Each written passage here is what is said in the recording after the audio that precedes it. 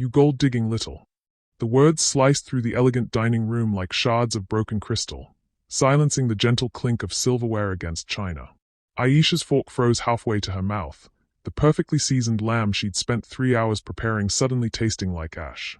Margaret Whitman stood at the head of the mahogany table, her manicured finger pointed directly at Aisha's chest, her face twisted with the kind of hatred that had been festering behind polite smiles for 2 years. Did you really think we wouldn't figure out what you are? What you're really after? The grandfather clock in the corner ticked loudly in the suffocating silence. Aisha's heart hammered against her ribs as 12 pairs of eyes turned toward her, some shocked, others knowing, a few almost satisfied. She could feel the heat creeping up her neck, the familiar burn of being the only black face in a room full of judgment. Mother, what are you? Luke started from beside her, but Margaret's voice cut through his protest like a blade. 2 years, Luke. 2 years I've watched this woman manipulate you, work her way into our family, into our money. Look at her. Margaret's voice dripped with venom as she gestured toward Aisha's simple black dress, the one she'd chosen specifically to not draw attention. She probably planned this whole marriage from the moment she saw your last name on that coffee cup. Aisha's mind reeled back to that September morning 18 months ago when she'd misspelled Luke Whitman on his latte at her small cafe. How he'd laughed instead of complained. How he'd stayed an extra hour just to talk about her grandmother's recipe for honey cornbread. How she'd fallen for his kindness before she ever knew about the family fortune. That's enough. Luke's chair scraped against the hardwood as he stood, his voice carrying a deadly calm that made his younger sister Emma flinch. Mother, I need you to apologize to my wife. Right now. Margaret laughed, a sharp sound that could cut glass. Apologize. For telling the truth. Luke, sweetheart, open your eyes. She owns some tiny little sandwich shop in the poor part of town, and somehow convinced you to marry her 6 months after meeting. Do the math. Hey, my friend. Hope you're doing well. Drop a comment and let me know how you're feeling about this story so far and where you are watching from. Some stories are too close to my heart to share on YouTube. I send those, along with little life lessons and surprises, to my email circle. If you'd like to be part of it, you can join with the link in the description. Aisha's hands trembled as she set down her fork. The tiny little sandwich shop Margaret so casually dismissed had been her life's work, 18-hour days, every penny saved, every recipe perfected through trial and error in her cramped apartment kitchen. She'd built Aisha's kitchen from nothing, just like her grandmother had taught her. The same grandmother who'd cleaned Margaret's friends' houses for 30 years. It's not a sandwich shop, Aisha said quietly, surprised by how steady her own voice sounded. It's a catering company. I employ 12 people. Oh, how impressive, Margaret's voice dripped sarcasm. 12 people. Luke's trust fund could buy 50 of your little businesses without him even noticing. The words hit their target. Aisha had never asked Luke about money, had insisted on paying for their dates until he'd finally, gently, asked her to let him contribute too. She'd kept her own apartment until their wedding day, had refused his offer to invest in her business, had even insisted on a prenup to protect what was his. None of it mattered now. You want to know what's disgusting? Luke's voice had dropped to barely above a whisper, but somehow it filled the entire room. It's not my wife's success story. It's not that she built something beautiful from nothing. It's you, Mother. It's the fact that you can look at the woman I love, the woman who makes me laugh every single day, who cooks for my friends, who held your hand when you had pneumonia last winter, and reduce her to nothing but her bank account and the color of her skin. The accusation hung in the air like smoke. Margaret's face went white, then flushed red. How dare you suggest? This has nothing to do with. Doesn't it? Luke pulled out his phone, his fingers moving quickly across the screen.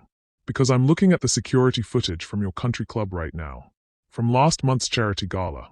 The one where you told Mrs. Henderson, and I quote, that I was going through a phase with that black girl, and that you were sure it would pass once I came to my senses. Aisha felt the room tilt. She'd been at that gala, had spent 2 hours getting ready, had worn Luke's grandmother's pearls, had smiled and made small talk while Margaret had been. Luke. Her voice came out smaller than she intended. You don't have to. Yes, I do. He turned to face her, and the look in his eyes made her breath catch. Love and fury and something else, determination that felt like a promise. Because you're my wife. You're my family. And no one, gets to treat my family like this. He turned back to Margaret, and when he spoke again, his voice carried the kind of finality that comes with burned bridges. We're leaving. Tonight. And we won't be back. Luke, don't be ridiculous. You're upset. You're not thinking clearly. I'm thinking more clearly than I have in years. Luke reached for Aisha's hand, his fingers intertwining with hers like a lifeline. You want to know what Aisha really is, Mother? She's the woman who brings soup to my office when I'm working late. She's the person who remembers every story I tell her about my patients and asks about them weeks later. She's brilliant and kind and funny, and she makes me want to be better than I am.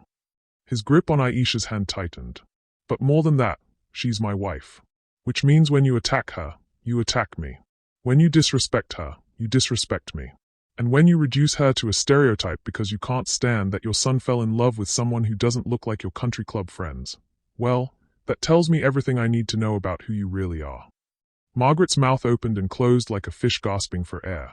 Around the table, Luke's siblings stared in shocked silence.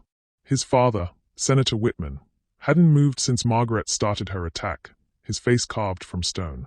You're making a mistake, Margaret said finally, her voice shaking. A terrible mistake. When this little infatuation ends, when reality sets in, don't come crawling back to us.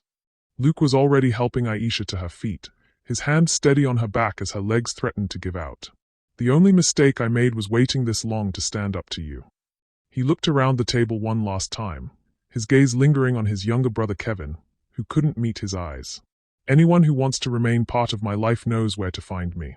Anyone who agrees with what just happened. He shrugged. I guess I finally know where we stand. Aisha barely remembered walking to the car.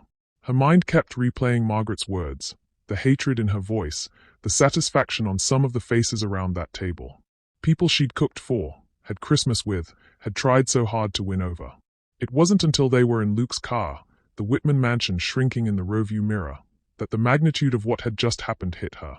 Luke had just sacrificed everything for her. His family, his inheritance, his place in the only world he'd ever known. And as the first tear rolled down her cheek, Aisha realized their real fight was just beginning. The silence in Luke's BMW stretched between them like a chasm as they drove through the tree-lined streets of Brookhaven. Aisha stared out the passenger window, watching the grand estates blur past. Homes she'd once imagined hosting dinner parties in, gardens where she'd pictured their future children playing. Dreams that now felt as fragile as tissue paper. Talk to me, Luke said softly, his knuckles white against the steering wheel. Please. Aisha closed her eyes. What is there to say? Your mother thinks I married you for money. Half your family probably agrees with her. And you just, her voice cracked. Luke, you just threw away everything you've ever known for me.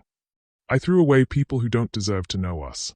But Aisha could hear the tremor beneath his confident words. This was the man who'd called his mother every Sunday for 31 years. Who'd spent Christmas mornings at that mansion since he was in diapers. Who'd been groomed since childhood to take over his father's political legacy. Tell me about the security footage, she said quietly. Luke's jaw tightened. Kevin sent it to me 3 weeks ago. Anonymous email, but I recognized his writing style in the subject line. He said he thought I should know what people were saying behind our backs. Kevin, Luke's younger brother, the golden boy studying law at Yale. Aisha had always sensed something calculating behind his boyish smile, the way he watched conversations instead of participating in them. She'd written it off as shyness. Why didn't you tell me? Because I was handling it. I confronted Mother privately, told her it needed to stop. She promised me it would. His laugh was bitter. I actually believed her.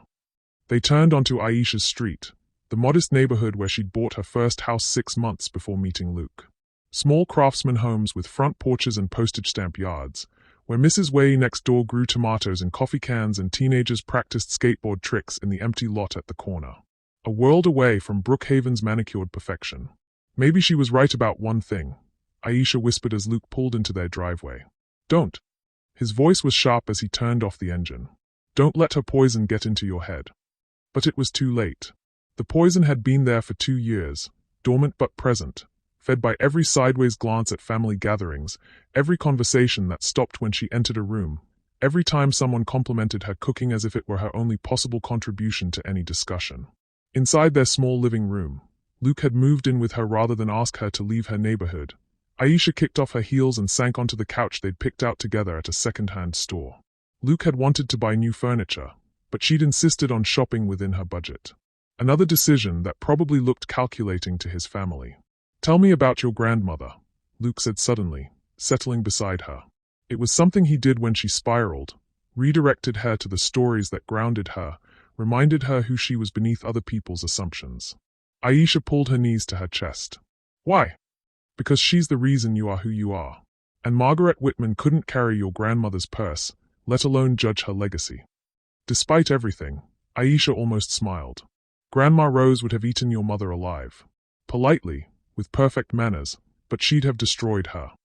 Rose Johnson had raised Aisha after her parents died in a car accident when she was 12. Rose, who'd worked 3 jobs to keep them afloat, who'd saved every penny to send Aisha to culinary school, who'd never met a problem she couldn't solve with equal parts love and steel-spined determination. She used to clean houses in Brookhaven, Aisha said, including the Hendersons. Mrs. Henderson, who was at that gala last month. The irony wasn't lost on her. Grandma Rose scrubbed their toilets for 15 years, and last month her granddaughter was wearing pearls at their charity auction. What would she say about tonight? Aisha closed her eyes, hearing her grandmother's voice as clearly as if she were in the room. She'd say Margaret Whitman was threatened by what she couldn't understand. That some people can only feel tall by cutting others down. And then she'd tell me to prove them wrong by being exactly who I am. Luke reached for her hand. Smart woman. The smartest. Aisha's throat tightened. She died believing I could do anything. Be anything. She never got to see me marry you, never got to see that everything she sacrificed was worth it. She did see it, Luke said quietly.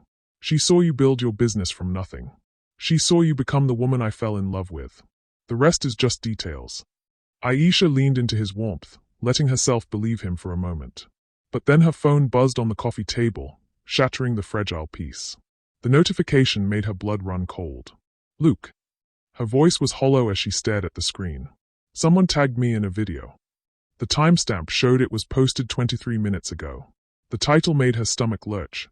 Gold digger gets exposed at family dinner, gone wrong. What the hell? Luke grabbed the phone, his face going white as he scrolled through the comments already flooding in. This is what happens when you marry for money instead of love. Perfect score. That family was just protecting their son from an obvious user. She's probably been planning this since day one. Look at how calculated she is. But it was the video itself that made Aisha's world tilt off its axis. Someone had been recording dinner. The angle suggested it was filmed from across the table, probably on a phone propped against a water glass. The video started just as Margaret began her attack. Every vicious word was captured in crystal clarity. But whoever had edited it had cut out Luke's defense, had removed his accusation about the country club, had carefully edited the footage to make it look like Aisha had said nothing in her own defense. Like she'd just sat there and taken it because she knew it was true. Jesus Christ, Luke breathed. Who would? His phone rang, the sharp sound making them both jump. Senator Whitman's name flashed on the screen. Luke answered on speaker, his voice deadly calm. Dad. Son, we need to talk. This video. You mean the video someone in our family secretly recorded and posted online to humiliate my wife? Luke, listen to me. This is damaging for everyone. My campaign, the foundation, your medical practice. My medical practice. Luke's voice rose. Dad, someone violated our privacy, edited footage to make Aisha look guilty of something she's not, and posted it for the entire world to mock. And you're worried about optics.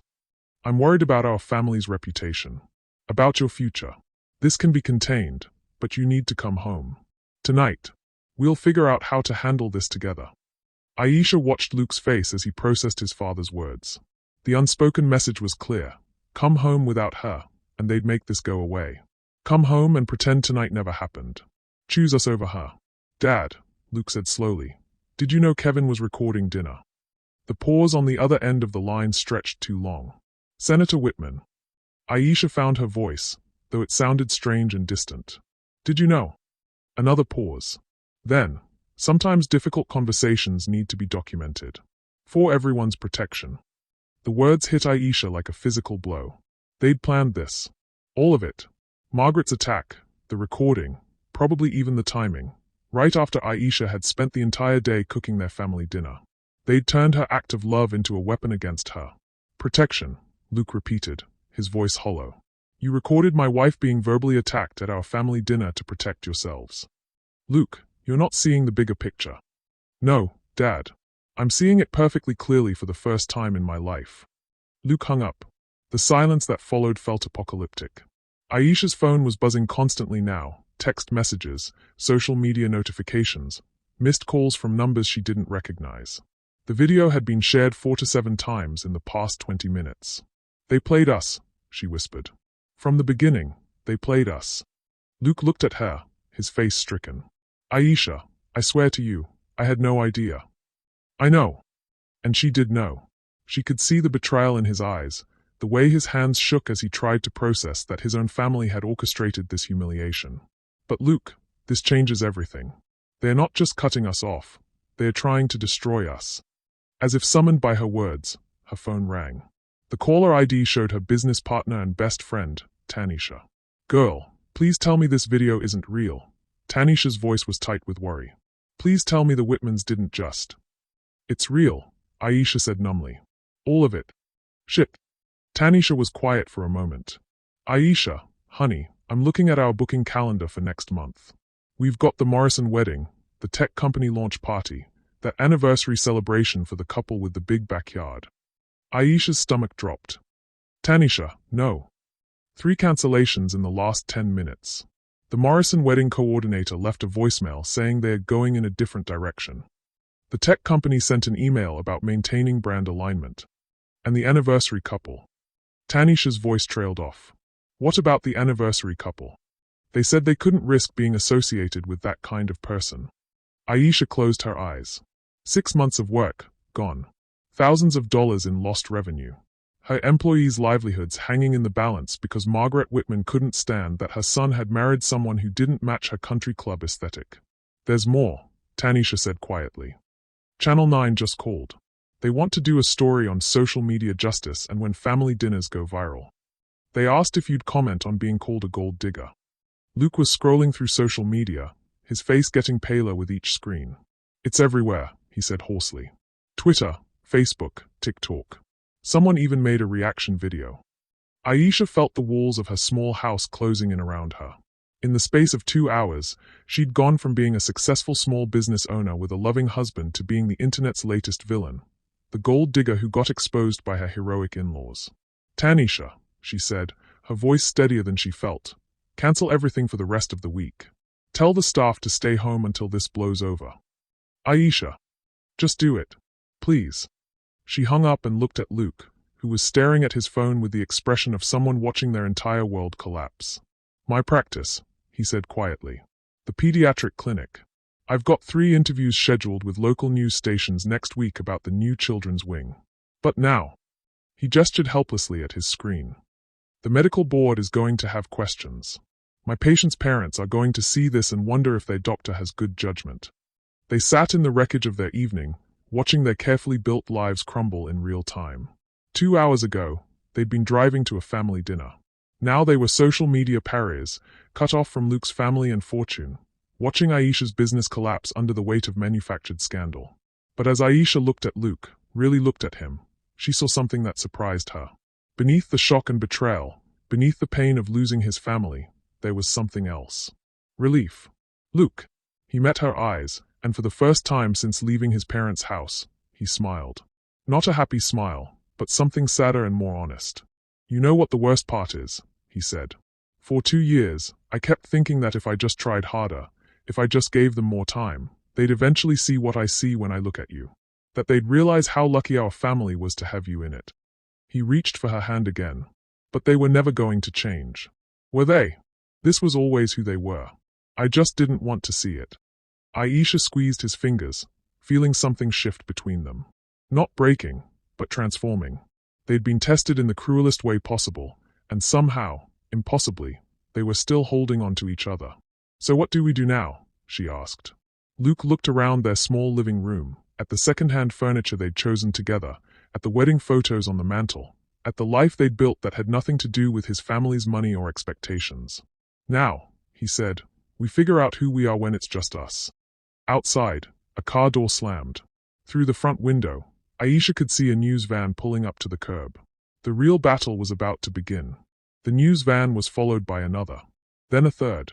Within 20 minutes, Aisha's quiet street looked like a media circus, complete with reporters doing live shots from her front lawn and neighbors clustering on their porches with the particular fascination that comes from watching someone else's life explode in real time. "We can't stay here," Luke said, peering through the blinds they'd hastily closed. "Channel 5 just set up a camera pointed directly at our front door." Aisha's phone had been ringing non-stop. She'd turned off the sound, but the screen kept lighting up with unknown numbers, social media notifications, and increasingly frantic text messages from friends who'd seen the video. The latest notification made her stomach clench. Someone had found her business address and posted it in the comments. Aisha's kitchen would be swarmed by morning. "We need to get Tanisha and the staff somewhere safe," she said, already scrolling through her contacts. "If they are targeting the business." "Aisha." Luke's voice was strange. "Come look at this." She joined him at the window. A black Mercedes had pulled up behind the news vans, and Margaret Whitman was stepping out, dressed in her signature pearls and what Aisha recognized as her dealing with the help expression. "What is she doing here?" Aisha breathed. They watched Margaret approach the cluster of reporters, her posture perfect, her smile practiced. Even from a distance, Aisha could read her body language. This was Margaret in her element, commanding attention, controlling the narrative. Luke's phone buzzed with a text from his brother Kevin. "Turn on Channel 9. Now." The live stream was already underway when they found it on Luke's laptop. Margaret stood behind a makeshift podium of microphones, the Whitman mansion's grand entrance visible in the background. She looked every inch the senator's wife, the kind of woman who'd spent decades managing political crises. Deeply saddened by the events of this evening, Margaret was saying, her voice carrying just the right note of maternal concern. "As a mother, my first instinct is always to protect my children, even when they make choices that concern me." "Mrs. Whitman," a reporter called out, "can you comment on the video that's gone viral tonight?" Margaret's expression grew pained, as if the question physically hurt her. "What you saw in that video was a private family conversation that never should have been shared with the world. However, I think it's important for people to understand the context." Aisha's blood ran cold. She's not apologizing. She's doubling down. "My son Luke is a brilliant doctor, a kind man, and I love him dearly," Margaret continued. "But he's also trusting to a fault. When someone marries into a family like ours after such a brief courtship, when they refuse reasonable financial protections, when they seem more interested in our social connections than in building genuine relationships." She paused, letting the implications hang in the air. "Well, as a mother, you begin to worry." "Are you saying Mrs. Whitman is a gold digger?" another reporter pressed. Margaret's smile was sad and practiced. "I'm saying that real love doesn't rush toward the altar. Real love doesn't refuse prenuptial agreements. Real love doesn't immediately start leveraging family connections for business opportunities." "That's a lie," Aisha whispered. But even as she said it, she could see how Margaret's careful words would land with an audience that didn't know her. The prenup comment was particularly clever. Margaret knew Aisha had insisted on one to protect Luke, but she'd twisted it to sound like Aisha had refused one to protect herself. "What business opportunities are you referring to?" a reporter asked. "Well," Margaret's voice carried a note of reluctant revelation. "Perhaps people should ask how Aisha's kitchen went from a small cafe to a catering company with multiple high-profile clients so quickly after her marriage to my son. When you're connected to a family with our political and social influence, doors open. The question becomes whether those connections are being used appropriately." Luke made a sound like he'd been punched. "She's making it sound like you used my name to build your business." But Aisha was remembering things differently now. The tech company contract that had come through a referral from someone at Luke's hospital. The wedding venue that had recommended her after she'd catered a medical conference Luke had attended. The anniversary party clients who'd hired her after meeting her at a charity gala where she'd been Luke's +1. Had she unknowingly been trading on his family's connections? Or was Margaret just skilled enough to make innocent networking sound calculating? "Mrs. Whitman," another voice called out, "your son has reportedly cut ties with your family over this incident. How do you respond to that?" For the first time, Margaret's composure cracked slightly. "Luke is hurt and angry, and I understand that. But families survive disagreements. We love him, and we'll be here when he realizes that protecting our family's legacy doesn't make us the villains." The word legacy hit like a hammer blow. Senator Whitman was expected to announce his presidential campaign within the month. A scandal like this, a son who'd publicly chosen his black wife over his powerful family, could derail everything they'd worked toward. Suddenly, Margaret's motivations became crystal clear. This wasn't just about racism or classism, though those were certainly factors. This was about political survival. Aisha had become a threat to their presidential ambitions the moment Luke chose her over them. One final question, Mrs. Whitman. Do you regret your words from tonight's dinner? Margaret's pause was perfectly timed, her expression thoughtful. I regret that a private family conversation became public entertainment. I regret that my concern for my son's well-being has been mischaracterized as something uglier. But do I regret trying to protect my family? No, I never will. The press conference ended with Margaret walking back into her mansion, leaving the reporters to dissect her carefully crafted narrative. She'd managed to position herself as the misunderstood mother, Luke as the manipulated son, and Aisha as the calculating outsider who'd driven a wedge into a loving family. She's good, Aisha said numbly. She's really good at this. Luke was staring at the laptop screen with an expression she'd never seen before, a mixture of admiration and horror. I've watched her handle Dad's political crises my entire life. I just never thought. He trailed off. Never thought she'd use those skills against your wife. Never thought she'd be this ruthless. Aisha's phone rang.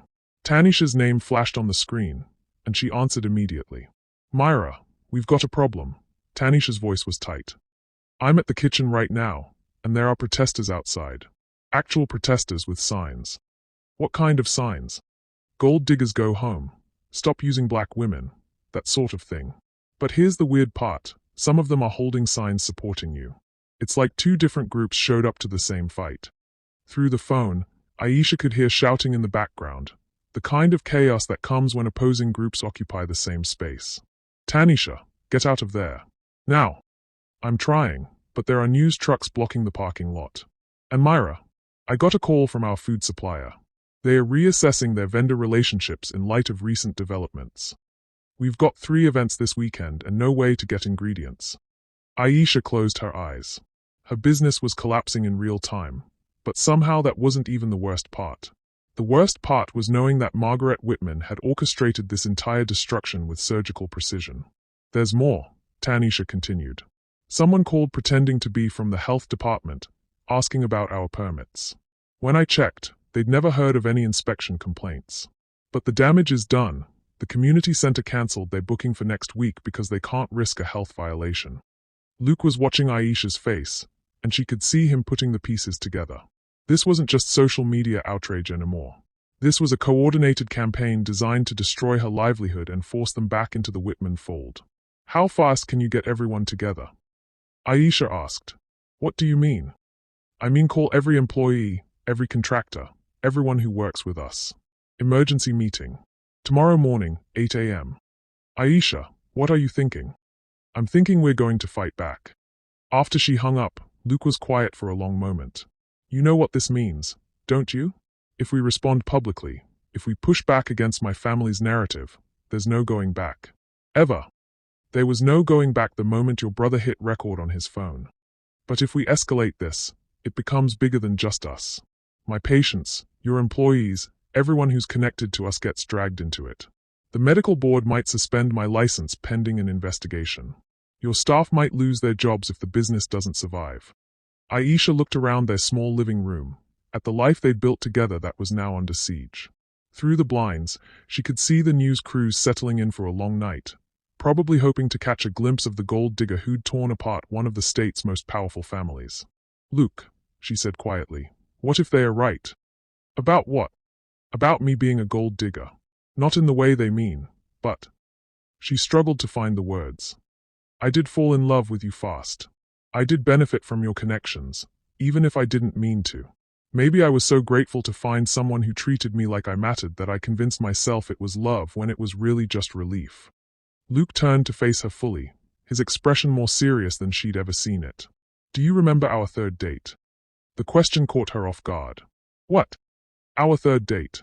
You were cooking for me at your apartment, and you got a call from your supplier saying they couldn't deliver ingredients for a wedding the next day. You spent 4 to 5 minutes on the phone finding alternatives, then drove to 3 different stores at 10 p.m. to get what you needed. I remember. You forgot I was there. Completely. For 2 hours, you were just this force of nature, solving problems, taking care of people, making sure someone's wedding day would be perfect even though they'd never know how much work it took. Luke's voice was soft. I fell in love with you that night. Not because you were grateful or relieved, but because I'd never seen anyone care so deeply about their work, about other people's happiness. Aisha felt tears threatening. Luke. And do you remember what you said when I offered to help? She did remember. I said you'd done enough just by being patient while I handled it. You didn't want my help. You didn't want my connections or my money or my family's influence. You just wanted me to stick around while you handled your own business. Luke reached for her hands. That's not how gold diggers operate, Aisha. That's how partners do. Outside, a reporter was doing another live shot, probably updating the world on the developing story of the Whitman family drama. Tomorrow, Aisha knew, there would be more videos, more analysis, more strangers deciding who she was based on 30 seconds of edited footage. But sitting in their small house, holding her husband's hands, she made a decision that felt like stepping off a cliff. Okay, she said. Let's fight back. Are you sure? No. But I'm sure about us. And I'm sure that if we don't stand up for ourselves, no one else will. Luke squeezed her hands. What do you need me to do? I need you to call Kevin. Kevin? Why? Because he sent you that security footage. Because he recorded tonight's dinner. Because somewhere in all of this, your little brother is playing his own game. Aisha stood up, pacing to the window. Margaret is fighting a political war, trying to control the narrative. But Kevin gave you evidence against his own mother. You think he's on our side. I think Kevin is on Kevin's side, which means he might be willing to deal. Luke stared at his phone, his thumb hovering over his brother's contact. If I call him, if we try to negotiate with my family, we're admitting this is a war. Luke, Aisha said gently, this has been a war since the day you introduced me to your parents. We just didn't want to see it. As Luke dialed his brother's number, Aisha looked out at the media circus on their front lawn and made herself a promise. Margaret Whitman wanted a fight. She was about to discover that the granddaughter of Rose Johnson had been raised for battles she couldn't even imagine. The phone rang twice before Kevin answered. Luke. Jesus, are you okay? Where are you? We're home. Kevin, we need to talk. I know. I've been trying to figure out how to. Shit, hold on. There was muffled conversation in the background. Then Kevin's voice returned, lower now. I can't talk here. Can you meet me somewhere? Luke looked at Aisha, who nodded. The diner on 5th Street. 20 minutes. Luke, you should know, this is bigger than just tonight. Dad's campaign team is involved now. They are treating this like a full-scale crisis management situation. The line went dead, leaving Luke and Aisha staring at each other in the sudden quiet of their living room. Crisis management, Aisha repeated. For a presidential campaign. Which means this isn't going to blow over. It's going to get worse before it gets better. Aisha grabbed her keys and headed for the back door. Then we better make sure we're the ones left standing when the smoke clears. As they slipped out through their backyard, avoiding the cameras on the front lawn, neither of them noticed the figure watching from the shadows across the street, or the phone call that was made the moment they drove away. The game was changing again, and they were about to discover that in wars between powerful families, there are no innocent bystanders. The diner on 5th Street was the kind of place that served coffee in thick white mugs and kept the lights too bright, not somewhere the Whitman family would ever think to look. Kevin was already there when they arrived, hunched in a corner booth with his back to the wall, looking like a man who'd aged 5 years in 5 hours. He stood when he saw them, and Aisha was struck by how much he looked like Luke.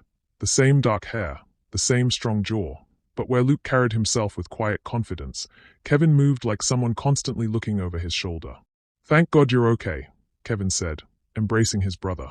When he turned to Aisha, his expression was stricken. Aisha, I'm so sorry. What happened tonight, what I recorded, I never meant for it to go this far. But you did record it, Aisha said, sliding into the booth across from him. Why? Kevin glanced around the nearly empty diner before answering. Because Mother has been planning this for months.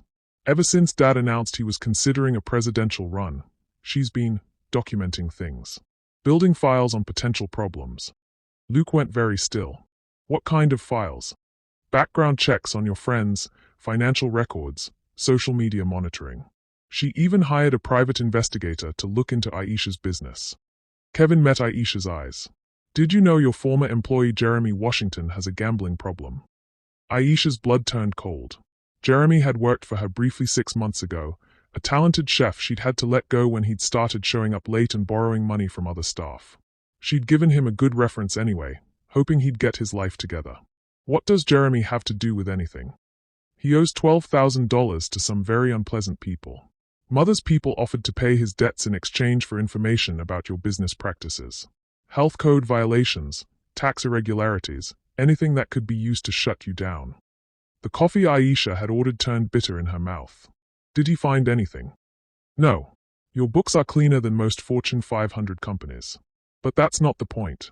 The point is Mother has been building a case against you since before Luke even proposed. Luke's voice was deadly quiet. Kevin, what else do you know? Kevin pulled out his phone, scrolling through what looked like encrypted messages. The video tonight wasn't supposed to go public. I recorded it as evidence that Mother was escalating beyond what Dad's campaign team thought was acceptable. But someone else got hold of it, someone with access to my cloud storage. Who? I think.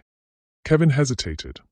I think Dad's campaign manager, Richard Steinberg, is running his own operation. He wants the presidential announcement to go perfectly, which means eliminating any potential scandals before they become problems. Aisha felt pieces clicking into place. The protesters at my business. The supplier cancellations. The fake health department calls. Those weren't random. Steinberg has a company he uses for opposition research. They specialize in making problems disappear. Kevin's voice dropped. Aisha, they are not just trying to discredit you. They are trying to destroy your business so completely that you'll have no choice but to leave Luke and start over somewhere else. The implications hit her like a physical blow. This wasn't about racism or classism anymore, though those were certainly factors. This was about a presidential campaign that couldn't afford the optics of a messy family scandal. There's more, Kevin continued. Dad's team has been monitoring your social media, tracking your supporters, building profiles on anyone who might defend you publicly. They are planning a coordinated response to discredit your allies. Tanisha, Aisha breathed. Her best friend had been posting supportive messages all evening, rallying their community to stand behind Aisha's kitchen. Are they going after Tanisha? Kevin nodded grimly. Her ex-husband's bankruptcy filing from 3 years ago, her son's juvenile record, even her mother's immigration status. They are prepared to destroy anyone who stands with you. Luke looked like he was about to be sick. My own father is doing this. Dad doesn't know the details. Steinberg convinced him that containing the situation was necessary for the campaign. Dad thinks they are just managing media coverage, not actively destroying people's lives. Aisha's phone buzzed with a text from Tanisha. Something's wrong. Police just showed up at my apartment asking about tax records. They had a warrant. The blood drained from Aisha's face. They are moving tonight. Right now. Kevin leaned forward urgently. There's something else. Something big. But if I tell you, there's no going back. For any of us. Tell us, Luke said immediately. The presidential campaign isn't just Dad's dream. It's a family investment. Mother, Uncle William, even Grandfather's estate, they've all put money into super PACs supporting Dad's candidacy. Millions of dollars. If the campaign fails because of a scandal, the whole family loses everything. How much is everything? Aisha asked. $4 to $7 million. The Whitman family fortune isn't what people think it is. Dad's been borrowing against future campaign donations to maintain their lifestyle. If he doesn't win the presidency, if those donations don't materialize because of bad publicity. Kevin spread his hands. They are financially ruined. The revelation hit like a thunderbolt. Margaret's desperation suddenly made perfect sense. She wasn't just protecting her son's marriage or her family's reputation. She was fighting for their financial survival. So when you chose me over them, Aisha said to Luke, you weren't just choosing love over family. You were choosing love over their entire future. Luke reached for her hand across the table. I'd make the same choice again. But Aisha could see the weight of the decision settling on his shoulders. His family's destruction would be collateral damage from their love story. There's a way out, Kevin said quietly. For everyone. What kind of way out? Luke's voice was suspicious. Steinberg offered me a deal. If you and Aisha quietly divorce, if she disappears from public life for the next 18 months, they'll make all of this go away. Her business gets restored, her suppliers come back, the investigations disappear. You get your family back, Dad gets his presidency, and Aisha gets her life back, just somewhere far away from here. The offer hung in the air like a poison cloud. Aisha could see the twisted logic of it, the way it would solve everyone's problems except the one that mattered most. It would destroy her marriage to the man she loved. And if we refuse? Luke asked. Then they escalate. Tomorrow, there will be stories about Aisha's business finances, suggesting she's been laundering money through wedding catering. Next week, there will be questions about your medical license, allegations that you've been prescribing medications inappropriately. They'll keep destroying everything you touch until you have nothing left but each other. Maybe that's enough, Aisha said quietly. Both brothers looked at her in surprise. Maybe having nothing left but each other is exactly what we need to find out who we really are. Luke's eyes searched her face. Aisha, you don't understand what you're saying. If they destroy your business, 12 people lose their jobs. If they go after my medical license, hundreds of patients lose their doctor. This isn't just about us anymore. But Aisha was thinking about her grandmother, about the lessons learned through decades of being underestimated by people who confused cruelty with power. Kevin, she said, what happens if we fight back? Really fight back, with everything we have? You can't win. They have too much money, too many connections, too much at stake. That's not what I asked. I asked what happens if we fight. Kevin was quiet for a long moment. If you fight, you expose everything. Dad's financial situation, Mother's tactics, Steinberg's methods. You bring down the whole house of cards. And your family's presidential dreams die. Not just die. They become impossible. Forever. Dad would be finished politically, Mother would be a social pariah, and the family name would be toxic. Aisha felt something shifting inside her, a clarity that came from finally understanding the true stakes. This wasn't about her marriage anymore. It was about whether people like the Whitmans could destroy lives without consequences. Whether money and power meant never having to face justice for the harm you caused. Luke, she said, I need to ask you something, and I need you to be completely honest. Always. If fighting back means your family loses everything, their money, their reputation, their political future, can you live with that? Luke didn't hesitate. Can you live with 12 people losing their jobs because we chose the easy way out? That's not an answer. Yes, it is. Luke's voice was steady. My family chose their path when they decided to destroy an innocent woman to protect their political ambitions. Whatever consequences come from that choice, they earned them. Kevin looked between them with growing alarm. You're talking about mutually assured destruction. If you go to war with Dad's campaign, everyone loses. No, Aisha said, standing up from the booth. Everyone loses if we don't fight back. Because if they can do this to us, they can do it to anyone. And the next person might not have the resources to survive it. Her phone rang. The caller ID showed an unknown number, but something made her answer. Mrs. Whitman? This is Rebecca Torres from the Washington Post. I'm calling about a story we're working on regarding your husband's family and their political activities. Would you be available for comment? Aisha's heart stopped. What kind of story? We've received documents suggesting that Senator Whitman's campaign has been using opposition research firms to target family members who might damage his presidential ambitions. We have records of payments, communications, and what appears to be a coordinated effort to destroy your business. Would you like to respond to these allegations? Aisha looked at Luke and Kevin, both watching her with expressions of dawning realization. Who provided these documents? She asked. I can't reveal my source, but I can tell you that this story is running tomorrow morning with or without your comment. However, if you'd like to tell your side of the story. The reporter trailed off, letting the implications hang in the air. Someone else was playing this game. Someone with access to Richard Steinberg's communications and the power to leak them to major media outlets. I'll call you back, Aisha said, hanging up. Kevin was staring at his phone in horror. It's Emma, he said. My sister just sent me a screenshot. Someone leaked Steinberg's entire email archive to 3 different news outlets. Luke grabbed the phone, scrolling through message after message detailing the campaign's strategy against Aisha, the payments to opposition research firms, even recordings of conversations where Steinberg discussed neutralizing the wife problem. Who had access to these emails? Aisha asked. Only family members and senior campaign staff, Kevin said. But Emma says there's more coming.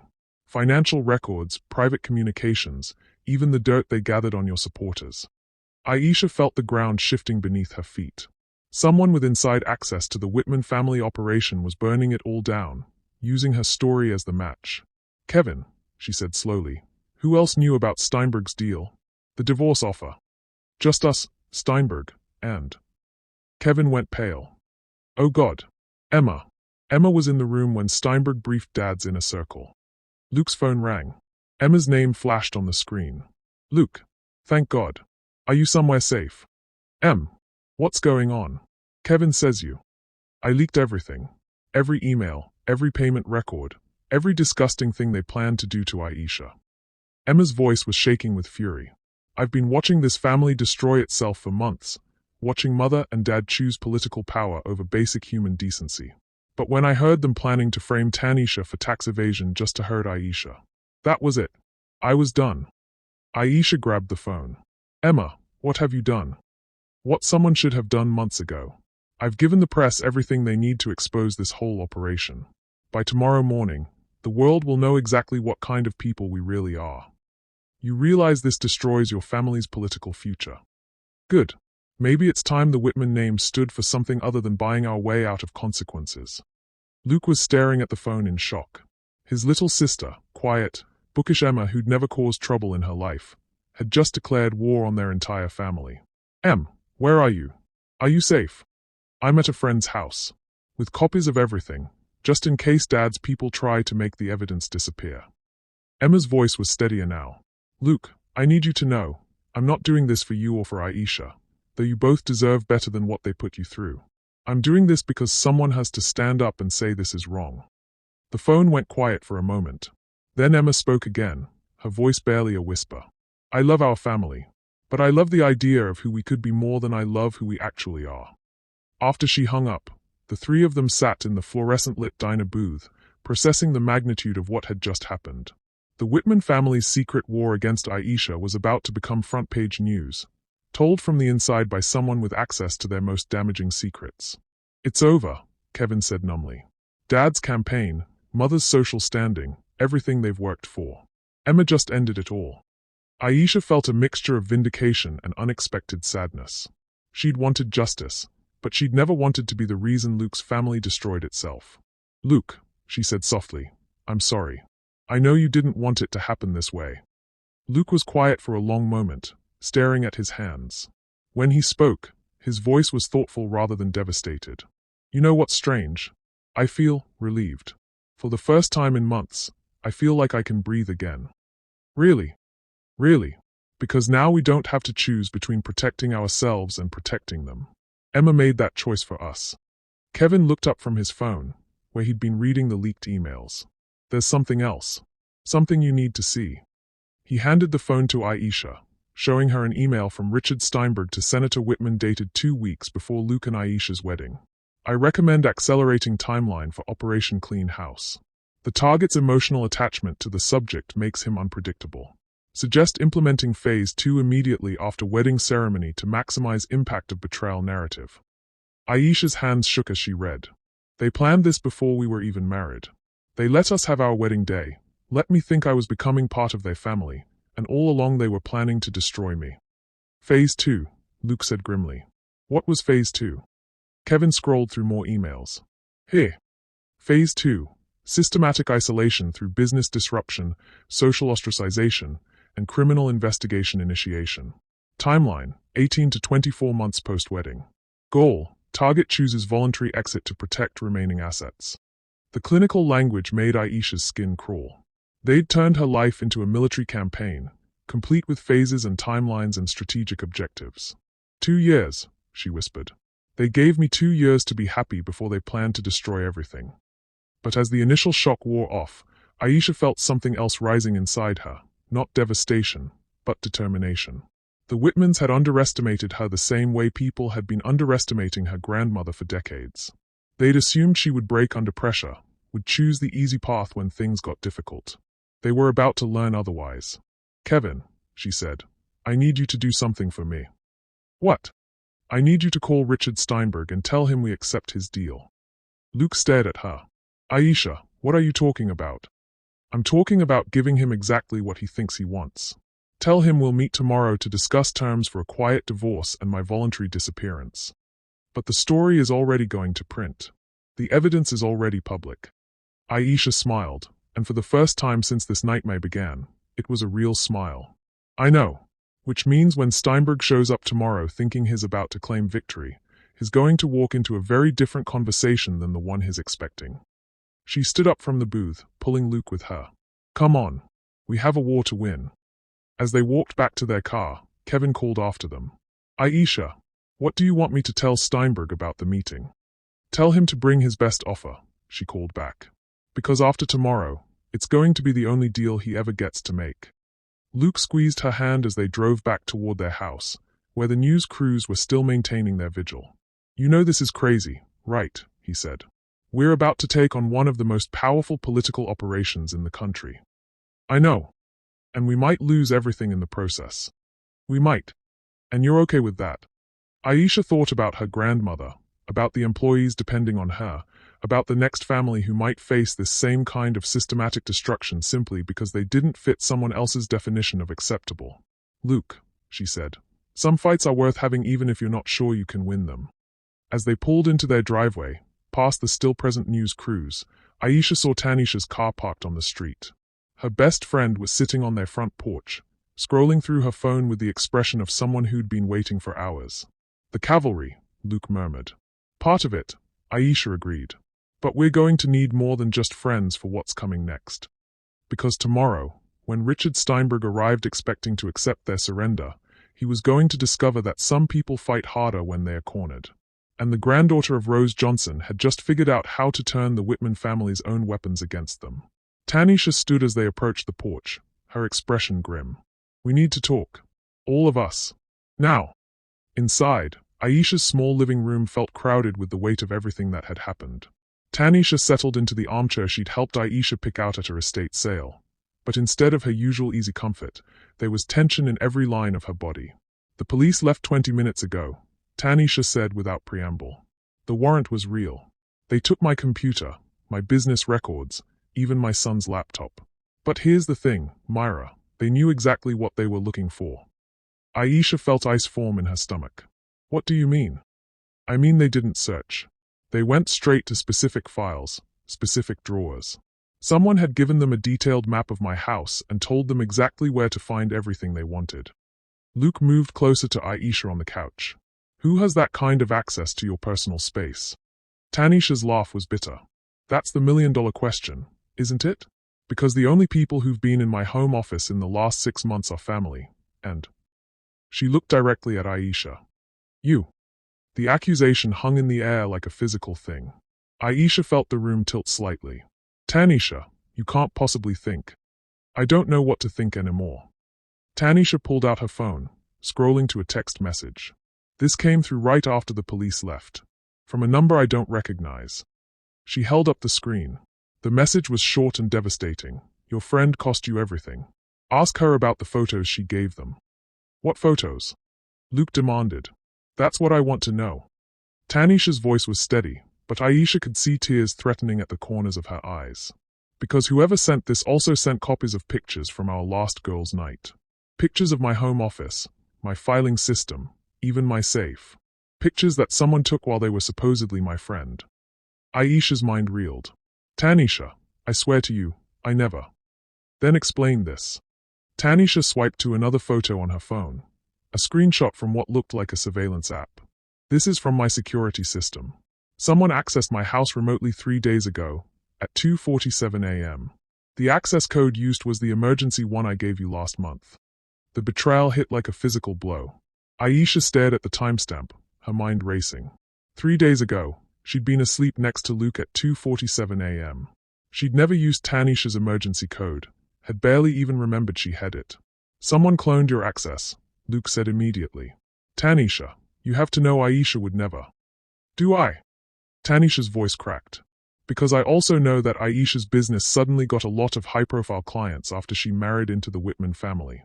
I know she's been taking meetings with people I've never heard of, signing contracts for events she won't talk about in detail. I know she's been keeping secrets. What secrets? Aisha's voice came out smaller than she intended. Like the consultation you did for Senator Whitman's campaign launch party. The one you told me was just a small family gathering. Aisha's blood turned to ice. How do you know about that? Because Jeremy Washington told me. Remember Jeremy? Your former employee who supposedly just had gambling debts? Turns out he's been working with the campaign for months, documenting everything you do, everyone you talk to, every business decision you make. The room spun around Aisha. Jeremy, the chef she'd tried to help, the one she'd given a good reference despite his problems, had been reporting on her for months. But that means Luke was putting the pieces together. If Jeremy was working for my father's campaign, and they've been documenting Aisha's business activities, it means they have a complete record of everything she's done since they got married, Tanisha finished. Every client, every contract, every dollar that's come through her business. Which would be very convenient if you wanted to build a case that she was using her husband's connections inappropriately. Aisha felt like she was drowning. Tanisha, you have to believe me. I never worked for the campaign. That consultation was for Emma. She was planning a surprise party for her father's birthday. It had nothing to do with politics. Emma Whitman asked you to plan a party for Senator Whitman. Yes. She said it was a family thing, that she wanted to show her parents she could handle adult responsibilities. Aisha's voice was growing more desperate. She paid me from her own account, insisted on keeping it secret so it would be a surprise. Tanisha and Luke exchanged a look that made Aisha's heart sink. Aisha, Luke said gently, Emma doesn't have her own account. All her expenses go through the family trust. If she paid you for event planning, that money came from my father's campaign fund. The revelation hit like a hammer blow. Emma, sweet, bookish Emma who'd supposedly been Aisha's ally, who'd leaked the damaging documents to the press, had been setting her up from the beginning. The party, Aisha whispered. It was never a surprise party. What was it? Tanisha asked. Aisha closed her eyes, remembering the details she'd been too trusting to question. Emma said she wanted to showcase local businesses, support the community. She had me coordinate with caterers, florists, musicians, all small, black-owned businesses. She said her father would be so impressed with the local talent. She was building a portfolio, Luke said grimly. Documenting all your business connections, creating a paper trail that showed you leveraging family relationships to benefit minority-owned businesses. Which could be spun as either corruption or reverse racism, depending on the audience, Tanisha added. Jesus, Myra. They played you from every possible angle. Aisha's phone buzzed with an incoming call. Emma's name on the screen felt like a slap in the face. Answer it, Luke said. Let's hear what she has to say now. Aisha put the call on speaker, her hand shaking. Aisha, thank God you answered. I've been trying to reach Luke. Something terrible has happened. Really? Aisha's voice was flat. More terrible than finding out you've been setting me up for months. Silence on the other end of the line. Then Emma's voice, smaller now, you know. We know about the fake party planning. We know about the paper trail you helped create. What we don't know is why. Because I love my brother. Emma's voice was barely a whisper. And because I was 15 years old when they started grooming me for this. The admission sent a chill through the room. Grooming you for what? Luke demanded. For being the perfect inside source. The sweet little sister who could get close to you and Aisha, who could document your activities without raising suspicion. They've been planning this since before you two got engaged, Luke. I've been reporting to Mother's People since I was a sophomore in high school. Aisha felt the last of her trust crumble. The document leak. Tonight. Was that part of the plan too? No. Emma's voice was stronger now. The leak was real. I couldn't do it anymore. Watching what they were doing to you, to Tanisha, to everyone who supported you, I couldn't be part of it. But you were part of it, Tanisha said coldly. 4 years. I was a child, and they convinced me I was protecting Luke from making a mistake that would ruin his life. Emma was crying now. They showed me financial projections, political analyses, all these documents that proved Aisha was a liability to the family's future. They made me believe I was saving everyone. Luke stood abruptly, pacing to the window. Emma, do you have any idea what you've done? To Aisha, to her business, to her friends. I know, and I'm trying to fix it. That's why I leaked the documents, to expose the whole operation, to show the world what they've been doing. Or, Tanisha said, her voice sharp with suspicion, to control the narrative. Release damaging information on your own terms. Make yourself look like the whistleblower instead of the co-conspirator. Another silence. When Emma spoke again, her voice was hollow. I can't prove my motives to you. I can only tell you that I'm done being their weapon against my brother's happiness. It's too late for that, Aisha said. The damage is done. My business is destroyed, my best friend's life is in ruins, and your family got exactly what they wanted, me isolated and discredited. Aisha, there's something else. Something you need to know before tomorrow's meeting with Steinberg. What meeting? Luke's voice was sharp. Aisha felt the color drain from her face. I never told Emma about the meeting. Kevin did. He called me an hour ago, panicking because he realized what you're planning to do. Emma's voice was urgent now. Aisha, you can't meet with Steinberg. It's a trap. What kind of trap? They know you're planning to confront him with the leaked documents. But Steinberg has been preparing for this contingency for weeks. He has evidence, fabricated evidence, that makes you look like the architect of your own destruction. Tanisha grabbed Aisha's arm. What kind of evidence? Bank records showing payments from foreign accounts to Aisha's business. Emails allegedly from Aisha to political operatives offering to gather information on the Whitman family. Even recordings of phone conversations that sound like Aisha planning to blackmail Senator Whitman. The room went silent except for the sound of Aisha's ragged breathing. All fake? Luke asked. All fake, but convincing enough to destroy any credibility Aisha might have left. If she shows up to that meeting tomorrow, Steinberg will present the evidence, demand a public confession, and threaten to release it all unless she disappears completely. Aisha sank back onto the couch, feeling the walls of her world closing in. Every move she'd made, every decision, every relationship, it had all been anticipated, manipulated, turned against her. So what do we do? She asked. I don't know, Emma said quietly. I've been trying to think of a way out, but they've covered every angle. They've made you look guilty of everything they've actually done. Luke was staring at his phone, scrolling through news alerts. The story is breaking now. Early online edition of the Washington Post. But Emma, it's not what you think. What do you mean? The headline is Political Dynasty's Secret War, How the Whitman Family Orchestrated Campaign Against Son's Wife. Your leaked documents are being presented as evidence of a coordinated attack against Aisha. That's good, right? Emma sounded confused. It would be, except there's a sidebar story. Target fights back. Evidence suggests daughter-in-law planned counter-operation against family. Aisha's heart stopped. What evidence? Luke read from his screen. Documents obtained by this reporter suggest that Aisha Whitman may have been aware of her in-laws' campaign against her and was preparing her own information warfare strategy in response. Bank records show suspicious payments into accounts controlled by Mrs. Whitman, and communication records suggest coordination with unknown political operatives. The fabricated evidence, Tanisha said grimly. They are releasing it alongside the real story to muddy the waters. Making everyone look equally guilty, Aisha finished. So even when the truth comes out, no one will know what to believe. Her phone was buzzing with notifications now, social media mentions, news alerts, text messages from numbers she didn't recognize. The story was exploding across every platform, but instead of vindication, it was bringing a new kind of nightmare. Emma, Luke said, where are you right now? Safe house. Steinberg's people have been trying to find me since the story broke. What safe house? Whose safe house? Silence on the other end of the line. Emma, whose safe house? Emma's voice was barely audible. I can't tell you that. Because you don't know, or because you're not allowed to tell us. Because if I tell you, they'll know I told you, and then no one will be safe. The implication hit like a freight train.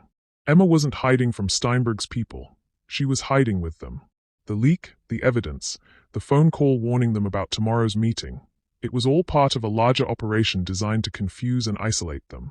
You're still working for them, Aisha said flatly. No. Yes. I don't know anymore. Emma was sobbing now. They have so many plans, so many contingencies. I thought I was helping you by leaking the documents, but maybe that was part of their plan too. Maybe they wanted me to leak them so they could release the fake evidence at the same time. Emma, listen to me, Luke said urgently. You need to get out of there. Right now. Find somewhere actually safe and call us back. I can't. They are watching everything. If I leave, if I try to help you more than I already have, they'll. She trailed off. They'll what? They'll release the rest of it. The evidence that will destroy you completely. Both of you. Aisha felt the last of her hope crumble. What evidence? Luke's medical records. Altered to suggest drug abuse. Aisha's immigration documents for her grandmother, suggesting Rose Johnson was here illegally and that Aisha has been hiding it.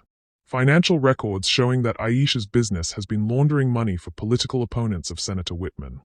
Each revelation was another nail in their coffin. The Whitmans hadn't just planned to destroy Aisha, they'd been prepared to destroy Luke too, if necessary. All fake, Luke said. All convincing. And if they release them? Emma's voice broke. There won't be anywhere you can run, anywhere you can hide. Your reputations will be so destroyed that even if you prove the evidence is fabricated, the damage will be permanent. Aisha looked around her small living room, at Tanisha, whose life was already in ruins because of her association with Aisha, at Luke, who'd sacrificed everything for their love, at the home they'd built together that was now under siege. So we're trapped, she said. No matter what we do, they win. I'm sorry, Emma whispered. I'm so sorry. I thought I could save you, but I think I just made everything worse.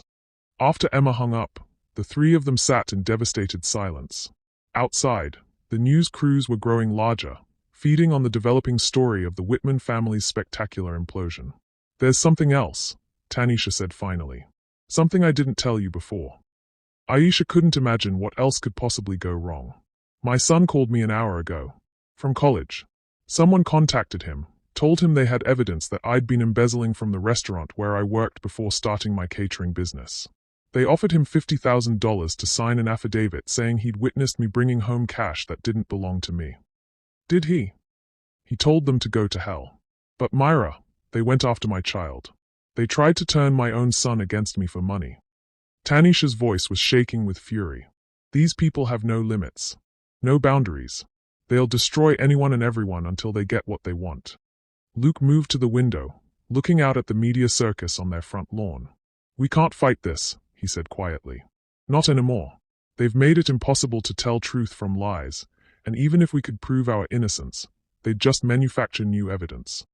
So what are you saying? Aisha asked, though she already knew. I'm saying maybe we should take Steinberg's deal. Disappear quietly. Start over somewhere else. Let them have their victory. The words hung in the air like a surrender flag. Aisha felt something breaking inside her chest, not just her heart, but her spirit, her sense of who she was and what she could accomplish. They win, she said numbly. They were always going to win, Luke replied. The only question is how much collateral damage we're willing to accept. Aisha looked at Tanisha, her best friend, whose life was in shambles because she'd stood by Aisha's side. At Luke, who'd lost his family and was about to lose his career. At the business she'd built from nothing, now reduced to internet infamy and criminal investigation.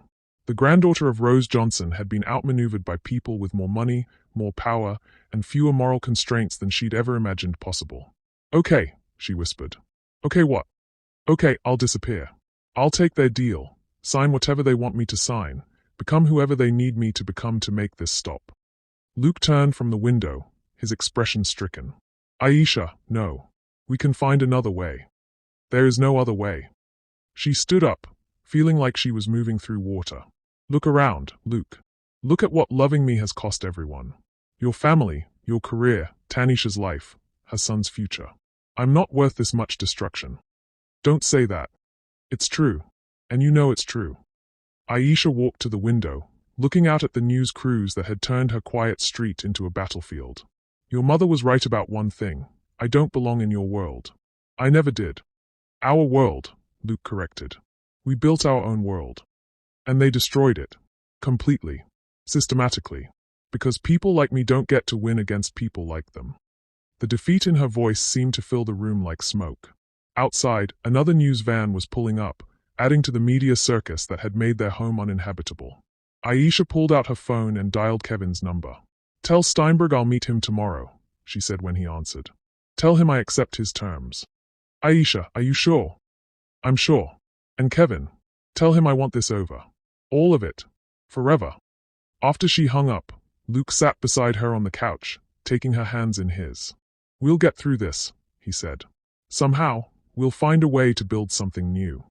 But Aisha was looking at their wedding photo on the mantel, remembering the woman she'd been 6 months ago, confident, hopeful, believing that love could conquer anything. That woman felt like a stranger now. Luke, she said quietly, what if getting through this means becoming people we don't recognize? What if surviving costs us everything that made us worth saving? He didn't have an answer, because they both knew that some battles, even when you survive them, change you so fundamentally that victory and defeat become meaningless distinctions. Tomorrow, Aisha would walk into Richard Steinberg's office and surrender everything she'd ever worked for. Tonight, she would hold her husband close and try to remember what it felt like to believe in happy endings. Because after tomorrow, she wasn't sure she'd be capable of believing in anything at all. The offices of Steinberg and Associates occupied the top 3 floors of a glass tower in downtown's financial district, the kind of building designed to intimidate with its soaring ceilings and panoramic views of a city that felt suddenly hostile. Aisha sat in the marble and chrome waiting area, her hands folded in her lap to hide their trembling, watching perfectly dressed assistants move through their morning routines as if the world hadn't ended overnight. Luke had wanted to come with her, but Steinberg's conditions had been explicit: Aisha alone, or no deal at all. Mrs. Whitman. A young woman in an expensive suit appeared beside her. Mr. Steinberg will see you now. The corner office was everything Aisha had expected. Floor-to-ceiling windows, intimidating artwork, furniture that probably cost more than her annual mortgage payments. Richard Steinberg stood behind his massive desk, a man in his 50s with silver hair and the kind of confident smile that came from never losing. He wasn't alone. Margaret Whitman sat in one of the leather chairs facing the desk, perfectly composed in a navy suit that probably cost what Aisha's employees made in a month. Senator Whitman occupied the chair beside her, his expression unreadable. And in the corner, almost as an afterthought, Kevin perched on the edge of a smaller chair like a student called to the principal's office. Aisha, Steinberg said warmly, as if greeting an old friend. Thank you for coming. Please, sit. Aisha remained standing. I thought this was going to be a private conversation. Oh, it is. The Whitmans are here as interested parties. After all, this affects their family directly.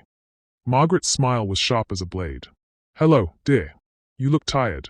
This whole ordeal must be so exhausting for you. The false concern in her voice made Aisha's skin crawl, but she forced herself to remain calm. She'd come here to end this nightmare, and the sooner she got through Steinberg's demands, the sooner she could start whatever came next. What do you want? She asked. Steinberg gestured to a tablet on his desk. Quite simple, really. A signed confession admitting that you married Luke under false pretenses, with the intent to exploit his family's connections for financial gain.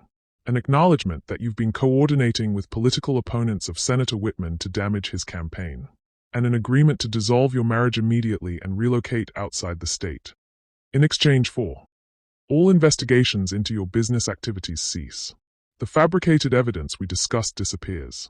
Your friend Tanisha's legal troubles go away. And you receive a settlement of $2 million to help you start fresh somewhere else. $2 million. It was more money than Aisha had ever imagined having, enough to rebuild her life anywhere in the world. It should have felt like salvation. Instead, it felt like 30 pieces of silver. And if I refuse? Steinberg's smile widened. Well, let's discuss what refusing would mean. He touched the tablet, and the wall-mounted television flickered to life, showing what appeared to be security footage from a parking garage. The timestamp indicated it was from 3 nights ago. This is from the underground garage of the Meridian Hotel, Steinberg said conversationally. Do you recognize the woman getting into the red Honda Civic? Aisha's blood turned to ice.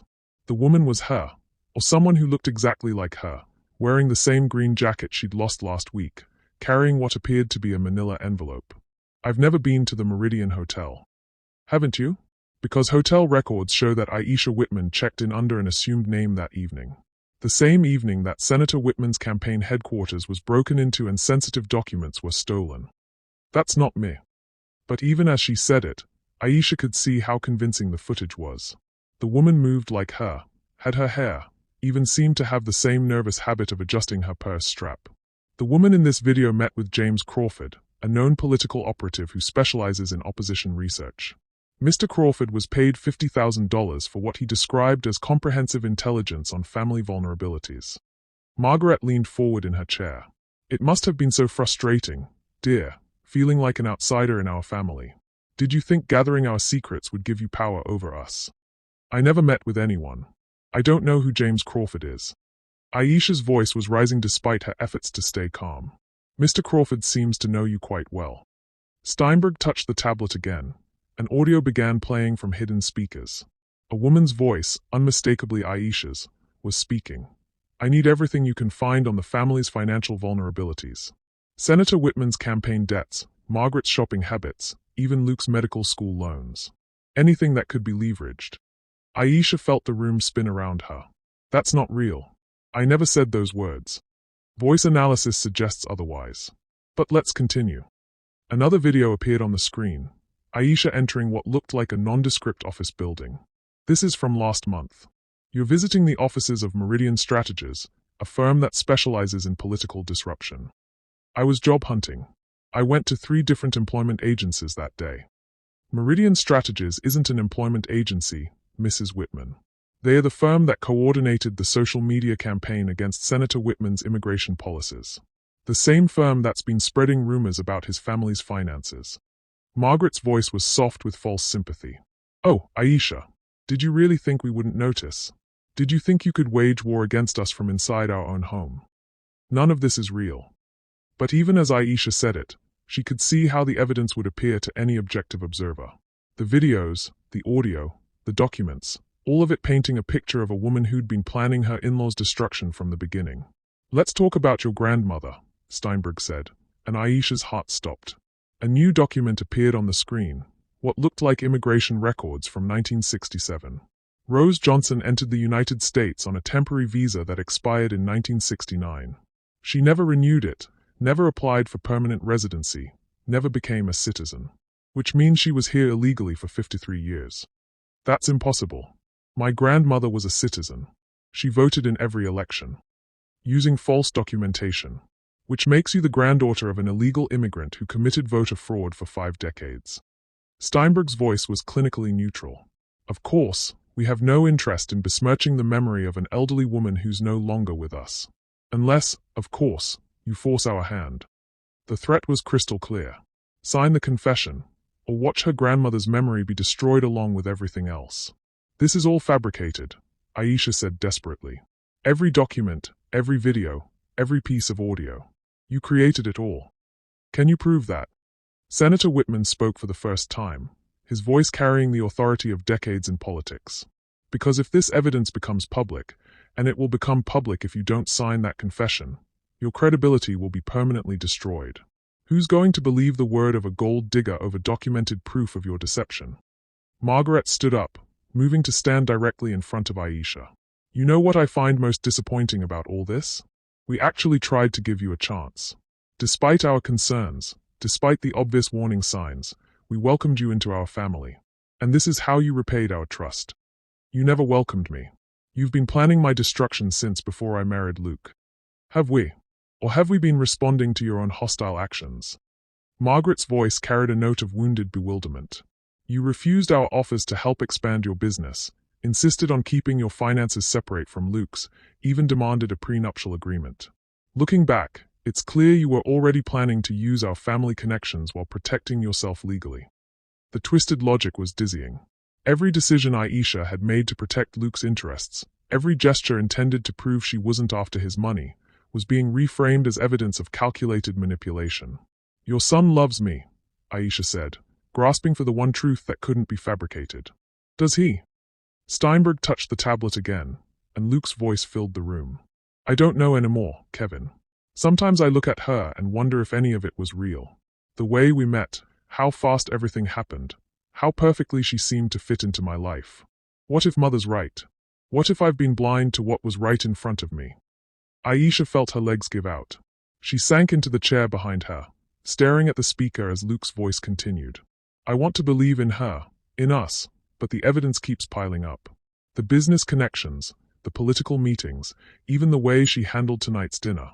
Like she was expecting it, like she'd been preparing for exactly this kind of confrontation. When? Aisha whispered. When was this recorded? Last night, Kevin said quietly, not meeting her eyes. After you agreed to this meeting, Luke called me to talk through everything that had happened. You recorded your own brother. He doesn't trust me anymore, she said numbly. I record everyone now. It's the only way to protect myself in this family. But Aisha was still processing Luke's words, the doubt in his voice, the possibility that even he was beginning to believe the fabricated narrative of her guilt. Can you blame him? Margaret's voice was gentle, maternal. Luke is a good man who wants to see the best in people. But even good men have their limits. Steinberg leaned forward across his desk. Mrs. Whitman, let me be very clear about your situation. If you sign this confession, you walk away with your reputation damaged but not destroyed. You have enough money to start over, and the people you care about are protected. And if you don't sign, we release everything. The videos, the audio recordings, the documents about your grandmother's immigration status. We file criminal charges for fraud, conspiracy, and theft of campaign property. Your business is permanently destroyed, your employees lose their jobs, and your friend Tanisha faces federal prosecution for money laundering. Money laundering? Oh yes. It turns out your business has been receiving payments from several shell companies connected to foreign political interests. Payments that were then distributed to various minority-owned businesses in what appears to be an influence-buying operation. Aisha felt the trap closing around her completely. Every connection she'd made, every referral she'd given, every act of community support was being weaponized against her. But that's not all, Steinberg continued. We also prosecute Luke for medical malpractice, based on evidence that he's been prescribing controlled substances inappropriately. Evidence that suggests you've been helping him cover up his drug addiction. Luke doesn't have a drug addiction.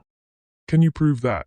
Because we have testimony from former patients, irregularities in his prescription records, even video evidence of what appears to be drug transactions. Margaret sat back down, smoothing her skirt with practiced precision. It breaks my heart, truly, to see my son destroyed by someone he trusted so completely. But if that's what it takes to protect the rest of our family.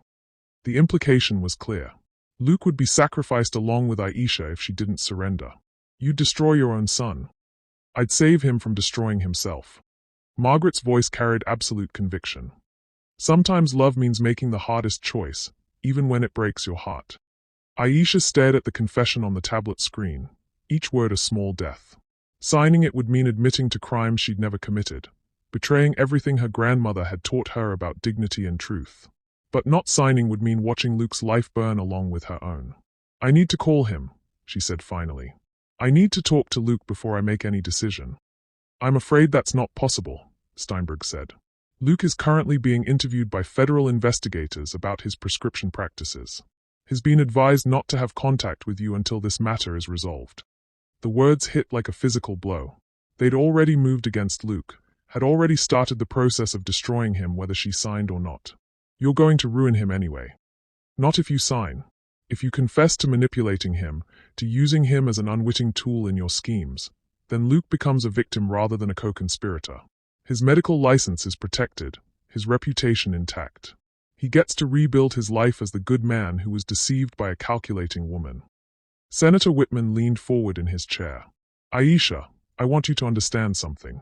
This isn't about hatred or prejudice, despite what you might think. This is about protecting my family's ability to serve the American people.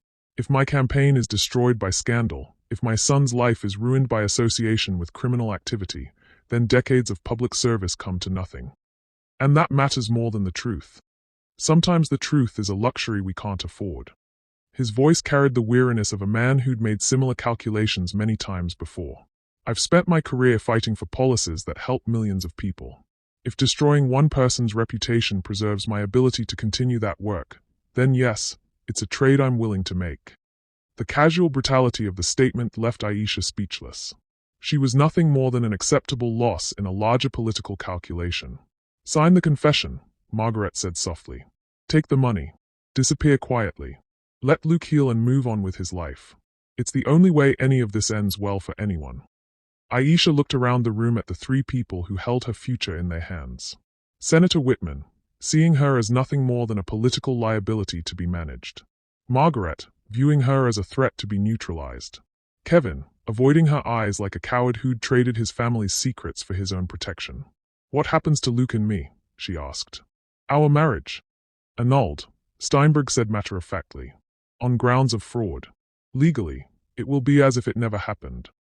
And Luke agrees to this. Luke will be told that you confessed to deceiving him, that you've taken a settlement and disappeared rather than face prosecution. By the time he realizes what actually happened, you'll be long gone and he'll have moved on with his life. The plan was elegant in its cruelty. Luke would be convinced that Aisha had abandoned him, had chosen money over their love. He'd spend the rest of his life believing she'd never cared about him at all. "He'll hate me," she whispered. "He'll heal," Margaret corrected. "And eventually, he'll find someone worthy of the love he has to give." Aisha closed her eyes, seeing her grandmother's face, hearing Rose Johnson's voice. "Some battles you fight even when you know you can't win, baby girl. Because the fighting itself is what makes you human." But this wasn't a battle anymore. This was an execution, carried out with paperwork and manufactured evidence and the careful destruction of everything she'd ever cared about. "I need a minute," she said. "Of course." Steinberg stood up. "We'll give you some privacy to make your decision." As the others filed out of the office, Kevin lingered by the door. "Aisha," he said quietly, "I'm sorry. For all of it. Are you?" Her voice was hollow. "Or are you just sorry you got caught in the middle? I never wanted it to go this far. I thought if I gave Luke evidence of what Mother was planning, he could protect you both. I didn't realize they'd use my recordings against you. Get out, Kevin." He left her alone in the imposing office, surrounded by windows that offered a view of the city she'd called home for her entire life. Somewhere out there, Luke was being questioned by federal agents, probably wondering how his wife had become a stranger overnight. Somewhere out there, Tanisha was dealing with the consequences of being Aisha's friend. Somewhere out there, 12 people were losing their jobs because their boss had been naive enough to think love could conquer systematic destruction. Aisha pulled out her phone, scrolling through the messages that had been accumulating all morning. Reporters requesting comment. Former clients canceling contracts. Friends expressing shock and disbelief at the allegations. And one message from Luke, sent 20 minutes ago. "I don't know what to believe anymore. But I know I love you. Whatever happens next, remember that." She read the message 3 times, memorizing every word. Because after she signed Steinberg's confession, it would be the last communication she'd ever have with her husband. The door opened, and the others returned, their expressions expectant. "Have you made your decision?" Steinberg asked. Aisha looked at the confession on the tablet screen, then at Margaret's triumphant face, then at the wedding ring on her left hand. "Yes," she said. "I have." She reached for the tablet, her signature required on 3 separate pages. Each one a lie, each one a betrayal of everything she'd ever stood for. But as she lifted the stylus to sign, her phone rang. The caller ID showed a number she didn't recognize, but something made her answer. "Aisha Whitman." "Yes. This is Sandra Wei from the FBI's Public Corruption Unit. I'm calling to inform you that you are not, repeat not, to sign any documents or make any statements regarding the Whitman family investigation. We have you under federal protection as a potential witness, and any agreements you make under duress will be considered null and void." Aisha's hand froze over the tablet. "What investigation?" "I can't discuss details over the phone, but I need you to leave wherever you are immediately and proceed to the address I'm texting you. Do not sign anything. Do not make any agreements. And your husband is safe." The federal interview was a fabrication. The room erupted in chaos as Steinberg lunged for Aisha's phone, as Margaret started shouting about attorney-client privilege, as Senator Whitman began making urgent calls to his own contacts in federal law enforcement. But Aisha was already moving toward the door, clutching her unsigned confession and the phone that had just thrown her a lifeline she'd never expected. "You can't leave," Steinberg called after her. "If you walk out that door, we release everything. Your life, your husband's life, everyone you care about, it all burns." Aisha paused at the door, looking back at the 4 people who'd spent months orchestrating her destruction. "Then I guess we'll all burn together," she said, and walked out into whatever came next. The address Agent Wei had sent led to a nondescript federal building 15 minutes from Steinberg's office. Aisha sat in the secure conference room, still processing the revelation that the past hour had been an elaborate performance designed to extract a confession from her. Across the table, Agent Sandra Wei, a woman in her 40s with kind eyes and the bearing of someone accustomed to delivering life-changing news, spread out a collection of documents that made Aisha's head spin. "Mrs. Whitman, how much do you know about Operation Clean Sweep?" "I've never heard of it." "It's a federal investigation into political corruption that's been ongoing for 18 months. Your family situation became relevant 6 weeks ago when our Financial Crimes Unit noticed unusual money movements connected to Senator Whitman's campaign." Agent Wei slid a document across the table. "These are bank records showing payments from Senator Whitman's campaign fund to various shell companies. Companies that then paid opposition research firms, private investigators, and what we can only describe as reputation management specialists. Aisha stared at the numbers, seeing her own destruction itemized in stark financial terms. How much? $3.7 million, spent specifically on what internal communications refer to as the daughter-in-law problem.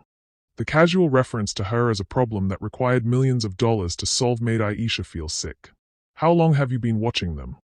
We've been monitoring Senator Whitman's campaign finances since he announced his Presidential Exploratory Committee. But the surveillance of you personally began when Emma Whitman contacted our office. Emma contacted you. Agent Wei opened another file. 3 months ago, Emma Whitman walked into our DC field office with evidence that her family was using campaign funds for illegal opposition research. She provided financial records, communications, even recordings of family meetings where these activities were planned. Aisha's world tilted. But Emma was working with them. She set me up with the fake party planning, created the paper trail. At our request, Emma has been an undercover informant for the FBI since January. Everything she did was designed to gather evidence while protecting you from more serious harm. The revelation hit like a physical blow. Emma, who Aisha had believed betrayed her, who she'd thought was part of the conspiracy, had been risking everything to protect her. The leaked documents last night also coordinated with us. We needed the story to break in a controlled way that would force Steinberg and the family to reveal their most damaging evidence. Your meeting this morning was recorded by the FBI. Every threat they made, every piece of fabricated evidence they showed you, it's all been documented. Agent Wei leaned forward across the table. Mrs. Whitman, you've been the target of one of the most sophisticated political dirty tricks operations we've ever investigated. But you've also been under federal protection, even when you didn't know it. Aisha felt a mixture of relief and disorientation. So the evidence against me, the videos, the audio recordings, the documents about my grandmother. All fabricated. Sophisticated deep fakes and document forgeries, but fake nonetheless. We have the original files from the companies that created them, along with payment records and communications showing exactly how they were manufactured. And Luke, his medical license, the federal interview this morning. Your husband is fine. He's actually been in protective custody since yesterday evening, after Emma warned us that the family was planning to move against him directly. The federal interview was a fiction designed to isolate you for this morning's meeting. Aisha closed her eyes, feeling tears of relief threatening. Luke was safe. Her grandmother's memory was intact. The evidence against her was fabricated. Everything she'd been prepared to sacrifice herself to protect was still whole. So I can go home. This is over. Agent Wei's expression grew serious. That's where we need to discuss your options. Because while you're cleared of any wrongdoing, the investigation isn't over. In fact, in many ways, it's just beginning. She opened a thicker file, revealing what looked like organizational charts and financial documents. Mrs. Whitman, the Whitman family's operation against you was just one piece of a much larger corruption network. Richard Steinberg's firm has been hired by at least 12 different political campaigns to eliminate inconvenient family members, business partners, and potential whistleblowers. They've destroyed dozens of lives using the same techniques they used against you. Aisha stared at the charts, seeing names and photos of people she didn't recognize, other targets who hadn't been as lucky as she was. What do you need from me? We need you to testify. Not just about what happened to you, but about everything you observed, everyone you met, every detail of how they operated. Your testimony could be the key to dismantling the entire network and getting justice for all their victims. What would that involve?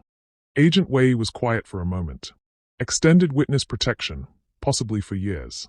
Testifying before multiple grand juries, congressional committees, and eventually in federal court.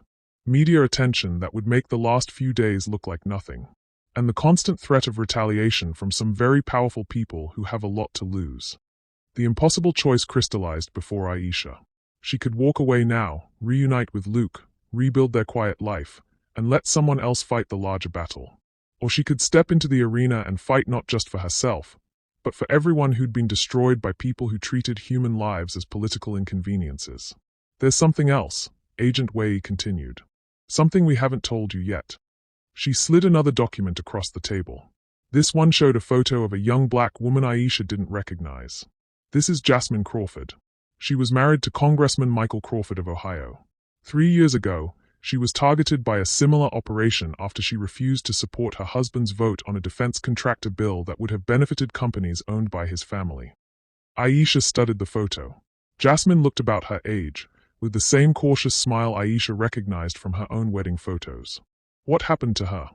Fabricated evidence suggested she was having an affair with a foreign agent. Her husband divorced her, she lost her teaching job, and she was forced to leave the state under threat of federal prosecution. She now works as a waitress in Montana under an assumed name. But if you knew the evidence was fabricated? We didn't know then. We only identified the pattern after similar operations began targeting other political family members. By the time we realized what had happened to Jasmine, the damage was irreversible. Agent Wei opened another file, then another. Maria Santos, wife of a Texas state senator, disappeared after being accused of voter fraud. Dr. Patricia Williams, daughter of a federal judge, lost her medical license after fabricated malpractice claims. Jennifer Park, sister of a gubernatorial candidate, currently serving 2 years in federal prison for campaign finance violations she didn't commit. Each photo, each story, was a variation of Aisha's nightmare. Women whose only crime was existing in the vicinity of political power while not fitting someone's definition of acceptable. How many? Aisha asked quietly. That we know of. 4 to 7 women over the past 5 years. But Mrs. Whitman, you're the first one we've been able to protect before the operation was completed. You're the first one who can testify to the entire process from beginning to end. Aisha stared at the faces looking back at her from the photographs. 4 to 7 women. 4 to 7 lives destroyed because they were inconvenient to powerful men's ambitions. What happens if I testify? We estimate it would take 2 to 3 years for all the legal proceedings to conclude. During that time, you'd be relocated multiple times, given new identities as needed, protected around the clock. It would mean giving up your business, your community, everything familiar. And Luke would be welcome in witness protection with you, if he chooses. But Mrs. Whitman, I need to be clear, this would fundamentally change both your lives forever. There's no going back to the quiet existence you had before. Aisha thought about her grandmother, about the stories Rose Johnson had told about the civil rights movement, about the choice between safety and justice that every generation was forced to make. What happens if I don't testify? The investigation continues with other witnesses, but it becomes much harder to prove the systematic nature of these operations. Some prosecutions might succeed, but the larger network likely survives. And Mrs. Whitman. Agent Wei's voice grew soft. There will be other women, other families, other lives destroyed because no one was willing to stand up and say this is wrong. The choice stretched before Aisha like a chasm. On one side lay the life she'd dreamed of, quiet happiness with Luke, rebuilding her business, starting a family. On the other side lay justice for 4 to 7 women whose names she'd never known until this moment, and protection for countless others who might become targets in the future. I need to talk to my husband. Of course. But Mrs. Whitman, I need an answer today. The longer we wait, the more evidence gets destroyed, the more witnesses disappear or get silenced. Agent Wei stood up, gathering her files. I'll give you some privacy to make your call. But before I go, I want you to know something. What? In 18 years with the FBI, I've never seen anyone fight back as effectively as you did. Most people in your situation either break completely or get so focused on survival that they lose sight of the bigger picture. But you kept thinking about other people, your employees, your friend, even Luke's family. That's rare. After Agent Wei left, Aisha sat alone in the conference room, staring at the photos of 4 to 7 women who'd been destroyed by the same system that had nearly destroyed her. Her phone sat on the table, Luke's number ready to dial. She knew what he would say. Luke would tell her to choose whatever felt right, would promise to support her no matter what she decided. He'd mean it too, would follow her into witness protection or back to their quiet life with equal commitment. But that almost made the choice harder. Because Luke deserved the peaceful life they'd planned together. He deserved to practice medicine, to have children, to grow old in the same community where they'd fallen in love. The door opened, and Agent Wei returned with a man Aisha didn't recognize, tall, black, wearing a worn suit that had seen better days. Mrs. Whitman, this is Assistant U.S. Attorney Kevin Williams. He's been leading the prosecution team. Williams sat down across from her, his expression serious but kind. Mrs. Whitman, I understand you're facing a difficult decision. Before you make it, I want you to know what your testimony could accomplish. He opened a laptop, showing her a presentation that made her heart sink. Photos of Steinberg's other targets, financial charts showing the scope of the corruption, organizational diagrams that revealed connections between the Whitman operation and similar campaigns across the country.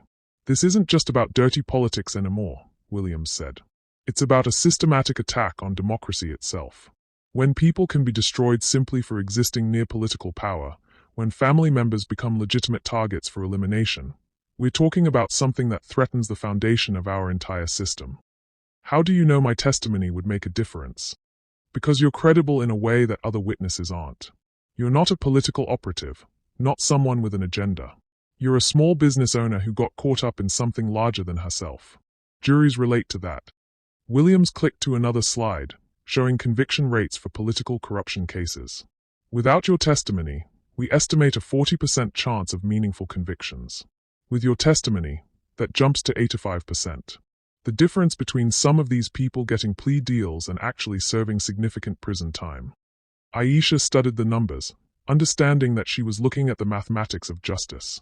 Mrs. Whitman, Williams continued, I won't lie to you. Choosing to testify will be the hardest thing you've ever done. You'll be attacked, threatened, discredited. People will try to destroy your credibility, your marriage, your sense of who you are. But if you don't testify, this system continues. Other women become targets. Other families get destroyed. He closed the laptop and leaned forward. I've been prosecuting corruption cases for 15 years.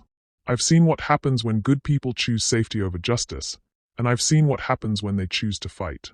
The fight is always painful, but it's the only way things change. Agent Wei's phone buzzed, and she glanced at it with a frown. Mrs. Whitman, we need to accelerate our timeline. Senator Whitman has just announced an emergency press conference scheduled for this afternoon. Our sources suggest he's planning to preemptively discredit our investigation by claiming it's politically motivated. Which means if you're going to testify, we need to move you into protective custody immediately. Once the senator goes public, the target on your back becomes exponentially larger. The impossible choice had just become urgent. Aisha looked at her phone, at Luke's contact information, at the life she'd have to give up to seek justice for women she'd never met. How long do I have to decide? 10 minutes, Agent Wei said. I'm sorry, but that's all the time we have. Aisha closed her eyes, hearing her grandmother's voice one more time. Baby girl, sometimes the hardest choice is the right choice. Sometimes you have to sacrifice the life you want for the life the world needs you to live. When she opened her eyes, both agents were watching her with expressions that mixed hope and understanding. If I do this, she said slowly, if I testify and help you bring down this network, what happens to my husband's family? To Luke's relationship with them? Senator Whitman will likely face federal charges. Mrs. Whitman will probably be indicted as a co-conspirator. Their political career ends, their reputation is destroyed, and they likely serve prison time. And Luke will have to live with the knowledge that his wife destroyed his family. Williams was quiet for a moment. Mrs. Whitman, his family destroyed themselves the moment they decided to target innocent people for political gain. You'd just be holding them accountable for their choices. Aisha picked up her phone, her finger hovering over Luke's contact. 2 minutes, Agent Wei said softly. Aisha made her choice. Aisha dialed Luke's number, her hands steadier than they'd been in days. Aisha? Jesus, where are you? Are you okay? They told me you were in some kind of federal interview, but then Agent Wei said. Luke. His voice, real and worried and completely free of the doubt she'd heard in Kevin's recording, made her eyes fill with tears. I need you to listen to me very carefully. I'm about to do something that will change our lives forever. What do you mean? I mean I'm going to testify against your family. All of them. In federal court, in front of Congress, wherever they need me to go. And it's going to destroy any chance we have of a normal life. The silence on the other end stretched long enough that Aisha wondered if they'd been disconnected. Luke, are you asking for my permission or telling me your decision? The question caught her off guard. I don't know. Because if you're asking for permission, the answer is you don't need it. And if you're telling me your decision, then I'm proud of you. Aisha felt something break open in her chest, not breaking apart, but breaking free. Luke, they showed me photos of 4 to 7 other women. 4 to 7 women whose lives were destroyed the same way they tried to destroy mine. If I don't testify, it keeps happening. Then you testify. It means witness protection. New identities. Years of legal proceedings. It means you'll have to watch your family go to prison because of testimony I give. Aisha, stop. Luke's voice was firm but gentle. My family made their choices. They chose to wage war on innocent people for political gain. Whatever consequences come from that, they earned them. But Luke. But nothing. Do you remember what you told me the night we got engaged? You said you never wanted to be the kind of person who looked the other way when bad things happened to good people. Well, this is your chance to be exactly who you've always been. Agent Wei was tapping her watch, mouthing 1 minute. I love you, Aisha said. More than anything. More than my own life. I love you too. Which is why I need you to do the right thing, even if it's the hard thing. Will you come with me? Into witness protection. Try and stop me. Aisha hung up and looked at Agent Wei and Prosecutor Williams. I'll testify. But I have conditions. What conditions? I want to speak at the press conference this afternoon. Before your family tries to control the narrative, I want the world to hear directly from me. Williams shook his head immediately. Absolutely not. The moment you appear publicly, you become a target for every enemy the Whitman family has made. It's too dangerous. Then make it safe. But I'm not hiding while they spin this story. The 4 to 7 women who came before me didn't get a chance to defend themselves. I'm going to use mine. Agent Wei and Williams exchanged a look. Mrs. Whitman, Wei said carefully, what exactly are you proposing? I'm proposing we beat them at their own game. Your investigation has given you everything you need to expose their operation, right? Financial records, communications, fabricated evidence, the whole network. Yes. Then let's use it. Instead of letting Senator Whitman control the narrative at his press conference, let's call our own. Let's lay out the entire conspiracy in detail, with evidence, before he gets a chance to spin it as a political witch hunt. Williams was scrolling through his phone. The senator's press conference is scheduled for 3 p.m. It's 11:30 now. We could have something organized by 2 p.m. if we move fast. But Aisha, Wei interjected, once you go public like this, there's no taking it back. Every aspect of your life becomes fair game. They'll attack your credibility, your marriage, your business, everything. They've already done that. The difference is, now I get to fight back. Aisha stood up, feeling something shifting inside her, not just determination, but a kind of clarity she'd never experienced before. Agent Wei, how many news outlets have been covering this story? Every major network, most cable news, all the major newspapers. And how many of them have actually spoken to me directly? None. Your family's lawyers advised against it. Then they've been covering a story about me without ever hearing from me. That changes today. Williams was making rapid calls, his voice urgent as he coordinated with FBI press liaisons and U.S. Attorney's Office communications staff. Agent Wei was pulling up contact lists for journalists who'd been following the story. Mrs. Whitman, Wei said, if we're going to do this, we need to do it right. You'll need legal representation, media training, security protocols. How long for all of that? Ideally, several days. We have 3.5 hours. It's not enough time to prepare you properly. Agent Wei. Aisha's voice carried a new authority that surprised even her. I've spent the last 3 days being systematically destroyed by people who had unlimited time to prepare. I've been lied to, manipulated, threatened, and nearly broken. But I'm still here. I'm still fighting. And I'm done letting other people control my story. She moved to the window, looking out at the city where she'd built her life, where she'd fallen in love, where she'd learned that sometimes the people you trust most are capable of unimaginable cruelty. Do you know what my grandmother used to say about preparation? Wei and Williams shook their heads. She used to say that if you wait until you're ready to do the right thing, you'll be waiting forever. Because the right thing is always scary, always feels impossible, always seems like more than you can handle. Aisha turned back to face them. But she also said that sometimes, the only preparation you need for doing the right thing is deciding to do it. Williams hung up his phone. Okay, I've got the FBI press office setting up a conference room at headquarters. Every major news outlet will be there. We can have basic legal counsel available, and our media relations team can give you a crash course in handling hostile questions. What about security? Full federal protection. Before, during, and after. But Mrs. Whitman, you need to understand, Once you do this, Senator Whitman's press conference becomes a response to yours instead of a preemptive strike. He'll be forced to defend against specific allegations rather than controlling the narrative. Good. Let him defend the indefensible. Wei was reading something on her tablet, her expression growing serious. There's been a development. Emma Whitman has just been arrested. Aisha's heart stopped. What? Senator Whitman's security team found evidence that she'd been feeding information to federal investigators. She's been charged with theft of campaign property, violation of confidentiality agreements, and conspiracy to damage a federal political campaign. Can they do that?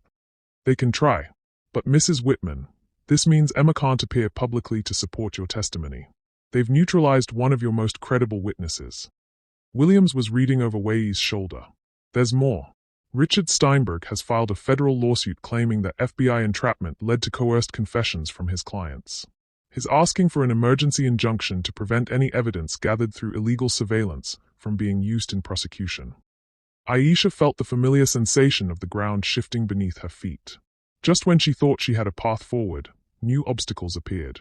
How does this affect the press conference? It complicates things, Williams admitted.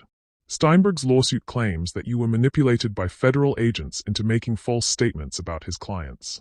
If that argument gains traction, it undermines your credibility before you even start testifying. So what do we do? Wei and Williams exchanged another look, this one longer and more meaningful. Mrs. Whitman, Wei said finally, there's something we haven't told you. Something that changes the entire situation. What? Williams opened his laptop again, showing her a new document. 3 hours ago, Jasmine Crawford, the woman I showed you earlier, the one who was destroyed by a similar operation, walked into our Seattle field office. Aisha stared at the screen. What does that mean? It means she's willing to testify. Not just about what happened to her, but about all the other women. She's spent the last 3 years in hiding, but she's been investigating this network on her own. Wei took over the explanation. Jasmine has been using her background as a former teacher and researcher to document every case she could find. She's identified not just the 4 to 7 women we know about, but an additional 33 cases dating back 7 years. 80 women total, Williams said. All targeted by the same network of opposition research firms, all destroyed using similar techniques, all because they were inconvenient to powerful men's political ambitions. Aisha felt the room spin around her. 80 women. And Mrs. Whitman, Jasmine has something else. Something that changes everything. Wei touched the laptop screen, opening a video file. The image showed a conference room filled with men in expensive suits, and at the head of the table. Is that Richard Steinberg? It is. And this video was recorded 18 months ago at what Jasmine calls a target selection meeting. Watch. On screen, Steinberg was addressing the room with the casualness of someone discussing quarterly sales figures. The Crawford operation was completed successfully, he was saying. Target eliminated with minimal collateral damage. Cost per elimination was within acceptable parameters. I'm recommending we expand the program to include preemptive targeting of potential future problems. A voice from off-camera asked, what kind of potential problems? Family members of rising political figures who don't fit desired demographics. Business partners with inconvenient backgrounds. Anyone whose existence might complicate future campaigns or policy positions. Another voice. How do we identify these targets? We're developing algorithms to scan social media, financial records, even dating app profiles. The goal is to eliminate problems before they become problems. Aisha felt sick. They weren't just destroying women who'd already become inconvenient. They were preemptively targeting women who might someday pose a threat to someone's political ambitions. How did Jasmine get this video? Her ex-husband recorded it. Congressman Crawford was apparently having second thoughts about what they'd done to his wife. He recorded several meetings as insurance, in case he ever needed to expose the operation. Why didn't he come forward sooner? Williams' expression darkened. Because Congressman Crawford died in a car accident 6 months after recording this video. Single car crash, no other vehicles involved, no witnesses. The implication hung in the air like a poison cloud. They killed him. We can't prove that. But the timing is suspicious, and his death effectively silenced the one person who could have exposed the entire operation. Aisha stared at the frozen video image, understanding that she was looking at evidence of something far more sinister than political dirty tricks. This isn't just corruption, she said. This is systematic destruction of American women for political gain. Which is why your testimony matters so much, Wei said. You're not just speaking for yourself anymore. You're speaking for 80 women who were silenced, and for countless others who might be targeted in the future. Williams closed the laptop and leaned forward across the table. Mrs. Whitman, I need to ask you one more time. Are you sure you want to do this? Because once we hold this press conference, once we present this evidence publicly, there's no going back. This becomes bigger than just your family situation. This becomes a national scandal that could bring down dozens of political careers and expose a corruption network that goes to the highest levels of American politics. Aisha thought about her grandmother, about the 47 women whose photos she'd seen, about the 33 additional victims, about all the women who might be targeted in the future if this system continued to operate in the shadows. Agent Wei, she said, when we hold this press conference, I want Jasmine Crawford there with me. That's not possible. She's still in protective custody in Seattle. Then bring her here. Today. Because the world needs to see that this isn't just about me or the Whitman family. This is about a system that's been destroying women's lives for years while operating in complete secrecy. Wei was already making calls, coordinating with the Seattle field office to arrange emergency transport for Jasmine Crawford. Williams was gathering his files. Mrs. Whitman, if we're going to do this, we need to start preparing immediately. You'll be facing questions from every major news outlet in the country, and they won't all be friendly. What kinds of questions? Questions about your marriage, your business, your motivations for coming forward. Questions designed to make you look like a vindictive wife seeking revenge against her in-laws. Questions about whether you're politically motivated, whether you're being used by Democratic opponents of Senator Whitman. Aisha nodded, understanding that the press conference would be its own kind of battle. Agent Wei, one more thing. When we hold this conference, I want my husband there. Mrs. Whitman, having your husband present complicates the security situation. My husband is the one person who can speak to my character, to the truth of our relationship, to the fact that this isn't about revenge or politics. If we're going to tell this story, we need to tell it completely. Wei considered this, then nodded. We can make that work. As the three of them left the federal building, preparing for a press conference that would expose one of the largest political corruption networks in American history, Aisha felt something she hadn't experienced in days: hope.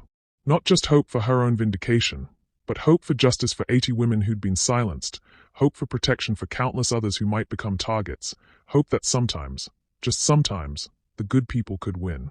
2 hours later, as she sat in an FBI conference room being briefed on media protocols and legal protections, her phone buzzed with a text from an unknown number. You think you've won, but this is just the beginning. Some wars are too big for small people to fight.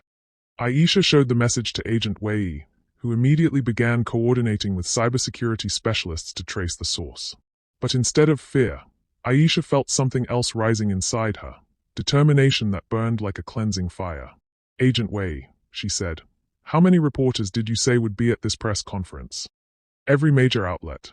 Probably 200 journalists total. Good. Because I want the whole world to see what happens when small people decide to fight wars that seem too big for them.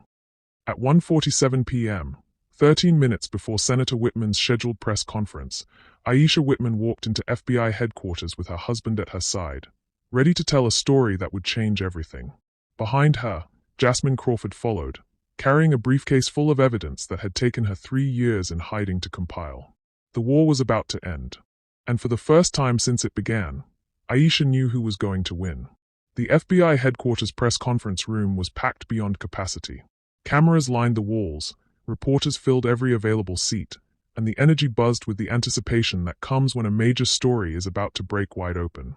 Aisha sat at the long table, Luke on her right, Jasmine Crawford on her left, with Agent Wei and Prosecutor Williams flanking them like protective bookends. At exactly 2 p.m., Aisha leaned forward to the microphone cluster and spoke the words that would change everything. My name is Aisha Whitman, and for the past 6 months, I have been the target of a systematic campaign to destroy my life, my marriage, and my livelihood. But I'm not here today to talk about what was done to me. I'm here to talk about what was done to 80 other women whose stories have never been told. The room fell silent except for the clicking of camera shutters. What I'm about to share with you isn't just about political dirty tricks or family drama. It's about a coordinated network that has spent 7 years destroying American women for the crime of existing near political power while not fitting someone's definition of acceptable. For the next 4 to 5 minutes, Aisha laid out the entire conspiracy with surgical precision. The financial records showing millions of dollars spent on opposition research. The communications between political campaigns and reputation destruction firms. The fabricated evidence used to eliminate inconvenient family members. The algorithms designed to identify and preemptively target future problems. Jasmine spoke next, her voice steady despite 3 years of hiding as she detailed not just her own destruction, but the pattern she'd uncovered across dozens of similar cases. She presented evidence that painted a picture of systematic political violence against women, carried out with corporate efficiency and protected by legal immunity. When the floor opened for questions, the attacks came immediately. "Mrs. Whitman, isn't it convenient that you're coming forward just as your father-in-law announces his presidential campaign? How do we know this isn't politically motivated?" Aisha had expected this. Because the evidence speaks for itself. We have financial records, communications, fabricated documents, and testimony from multiple victims spanning 7 years and involving both Democratic and Republican targets. This isn't about partisan politics. This is about protecting democracy from people who treat citizens as disposable. "Mr. Whitman, how does it feel to know that your testimony will likely destroy your family's political future?" Luke's response was immediate and clear. "My family destroyed their own future when they chose to wage war on innocent people. I'm proud of my wife for having the courage to hold them accountable." "Mrs. Crawford, you spent 3 years in hiding. Why come forward now?" Jasmine's answer cut through the noise of political speculation. "Because I finally realized that hiding protects the perpetrators more than it protects the victims. Every day I stayed silent was another day this network could destroy another woman's life." The press conference lasted 2 hours. By the time it ended, Senator Whitman's scheduled response had been postponed indefinitely, and social media was exploding with demands for congressional investigations. 6 months later, Aisha stood in the kitchen of their new home in Portland, Oregon, watching the morning news coverage of the final day of testimony in United States versus Whitman et al. The federal courthouse steps were packed with protesters holding signs reading "Justice for the 80 and Women's Lives Matter." The prosecution had been devastating and thorough. Richard Steinberg was facing 37 federal charges and had already been sentenced to 15 years in federal prison. Senator Whitman's political career had ended in disgrace, with federal charges for campaign finance violations, conspiracy, and racketeering. Margaret Whitman faced her own indictment for conspiracy and money laundering. But the victory extended far beyond the Whitman family. The investigation had exposed similar operations in 12 states, leading to the indictment of 43 political operatives, 27 campaign managers, and 8 sitting members of Congress. The reputation management industry that had terrorized political families for years was now under federal oversight. "How do you feel?" Luke asked, setting a cup of coffee beside her. Aisha considered the question. They'd been in witness protection for 4 months before the trials began, living under assumed names in 3 different cities. Luke had been forced to give up his medical practice, at least temporarily. Her business was gone, liquidated during the legal proceedings. They'd lost everything they'd built together. But somehow, it felt like they'd gained something more important. "I feel like we chose right," she said finally. Luke wrapped his arms around her from behind, and they watched the news together. The reporter was interviewing Jasmine Crawford outside the courthouse, and Jasmine looked different, not just older, but stronger, carrying herself with the confidence that comes from transforming survival into purpose. "What's next for the Coalition for Political Family Protection?" the reporter asked. "We're expanding," Jasmine said. "We now have advocates in 37 states, helping families who are being targeted by political operations. We're working with Congress to pass legislation that makes this kind of systematic destruction a federal hate crime. And we're supporting women who want to run for office themselves, because the best defense against political intimidation is political power." Aisha smiled. The coalition had grown out of the network of victims and supporters who'd connected during the trials. What had started as a support group had evolved into a political force, with Aisha serving as its spokesperson and Jasmine as its executive director. "Mrs. Whitman," the reporter continued, "you've become something of a symbol for standing up to political corruption. Do you ever regret the choice to come forward?" The camera cut to footage from Aisha's testimony 6 months earlier, her voice steady as she detailed the systematic destruction campaign against her and dozens of other women. Never, her recorded voice said. Because courage isn't about not being afraid. It's about deciding that some things are more important than fear. Luke's phone rang, interrupting their quiet morning. The caller ID showed Kevin Whitman. Over the months of trials and testimony, Kevin had emerged as a complicated figure. A young man who'd been raised in a corrupt system but had ultimately chosen to testify against his own family when confronted with the full scope of their crimes. He was currently serving 2 years in minimum security federal prison for his role in the conspiracy, but he'd become an unlikely ally in exposing the network's operations. "Kevin," Luke answered. "How are you holding up?" "Better. Luke, I'm calling because Emma wanted me to pass along a message." Emma had received a lighter sentence, 18 months, due to her cooperation with federal investigators. But the weight of her family's destruction had taken its toll. She'd cut off all contact with her parents and was reportedly planning to change her name when her sentence was completed. What's the message? She wanted Aisha to know that the University of Washington offered her a position leading their new Center for Political Ethics. Full professor, tenure track, with a budget to continue investigating corruption networks. Aisha took the phone from Luke. "Kevin, that's incredible. How did Emma find out about it?" The department head reached out to her in prison. "Apparently, your testimony sparked a whole new field of academic research into political corruption. Universities across the country are creating programs to study and prevent the kind of systematic targeting you exposed." After they hung up, Aisha and Luke sat in comfortable silence, processing how completely their world had changed. The quiet life they'd once planned, the medical practice, the catering business, the simple happiness of being left alone, was gone forever. But in its place was something neither of them had expected, purpose that extended far beyond their personal happiness. "Luke," Aisha said, "do you miss it? The life we had before?" He was quiet for a long moment. "I miss the simplicity of it. I miss feeling like our biggest problem was whether to get the good coffee or the store brand. But Aisha, I don't miss who we were before this happened." "What do you mean?" "I mean we were good people living comfortable lives while terrible things happened to other people. We were kind and generous within our own circle, but we never really fought for anything bigger than ourselves." Aisha understood what he meant. The woman who'd walked into that first family dinner 6 months ago had been focused on building her own success, protecting her own happiness.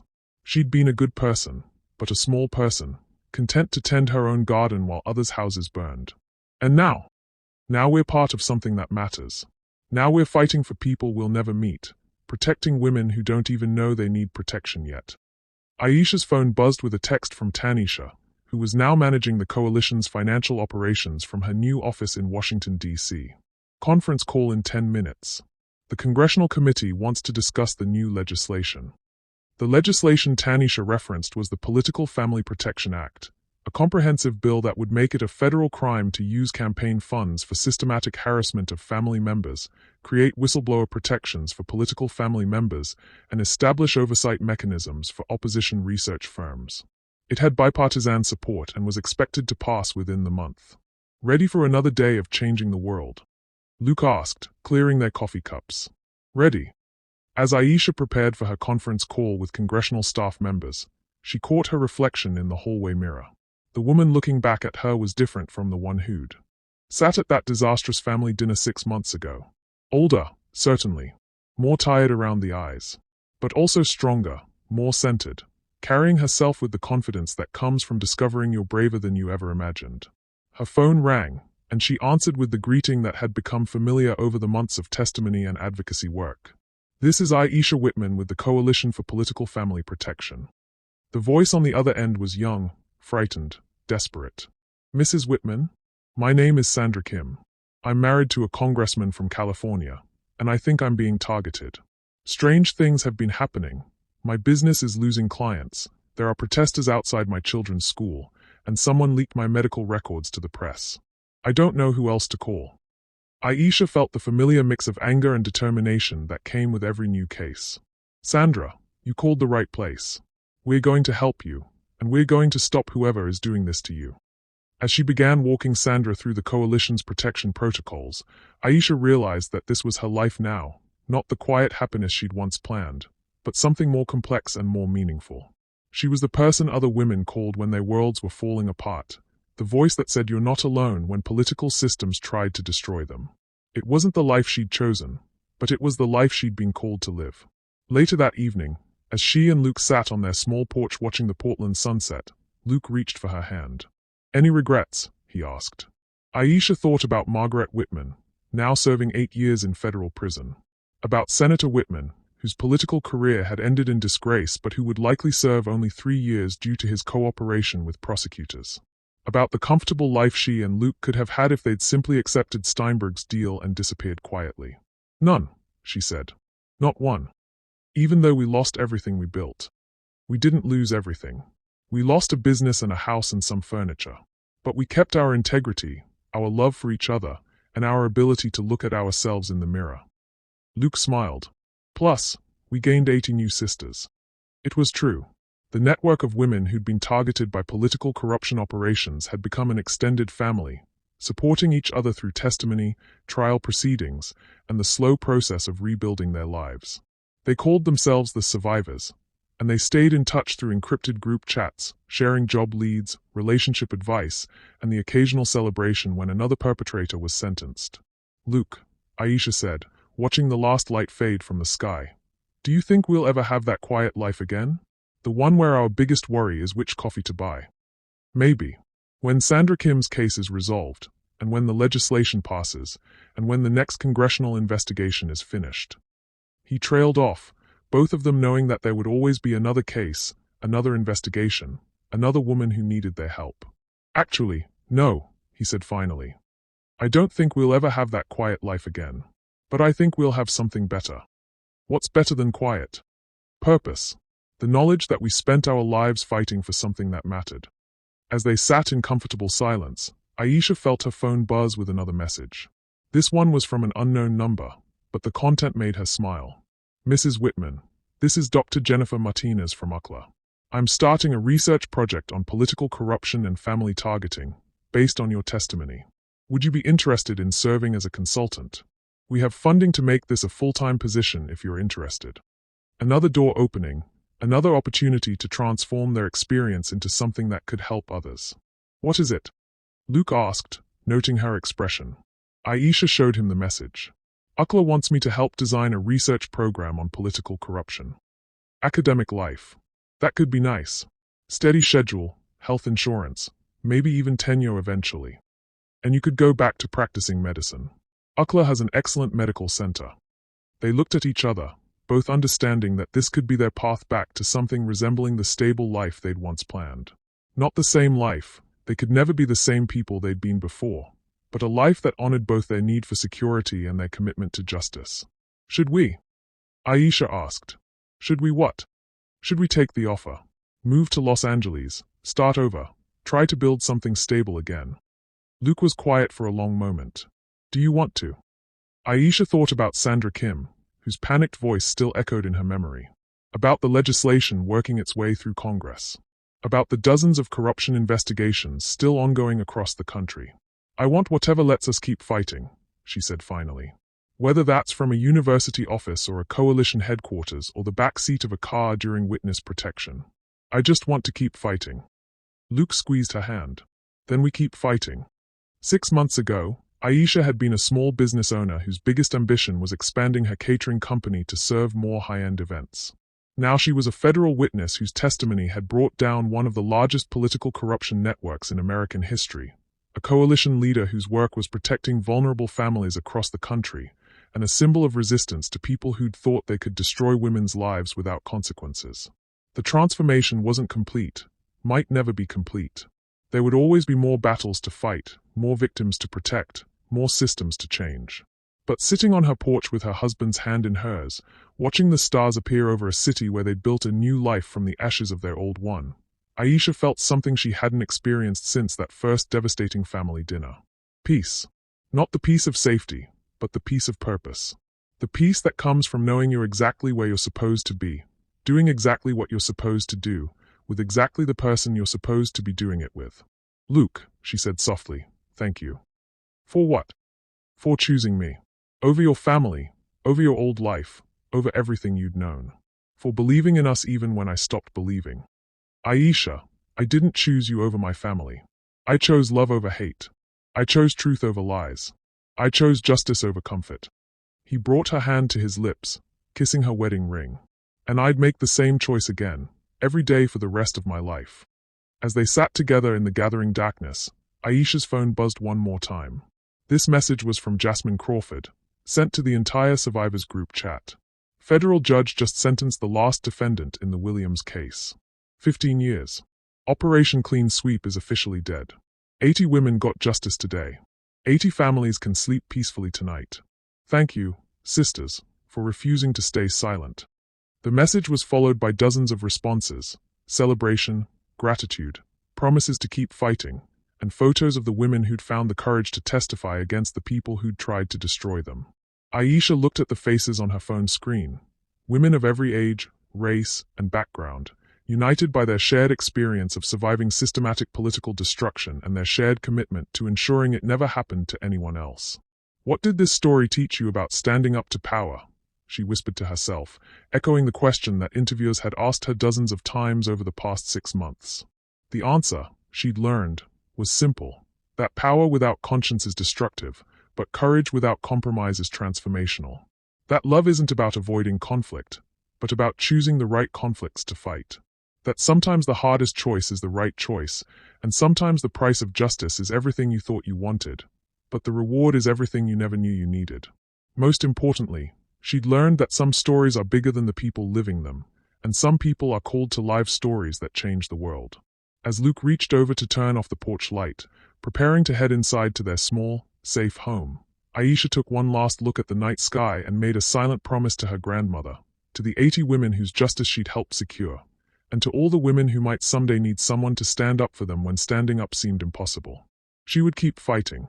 For as long as there were battles to be won, voices to be heard, and justice to be served, she would keep fighting. Because the granddaughter of Rose Johnson had learned that sometimes the most important thing you can do with your life is use it to protect someone else's. And that was a lesson worth living for. What did this story teach you about the power of courage over comfort, and the importance of standing up for others even when it costs you everything? Drop your thoughts in the comments and subscribe for more stories that will change how you see the world.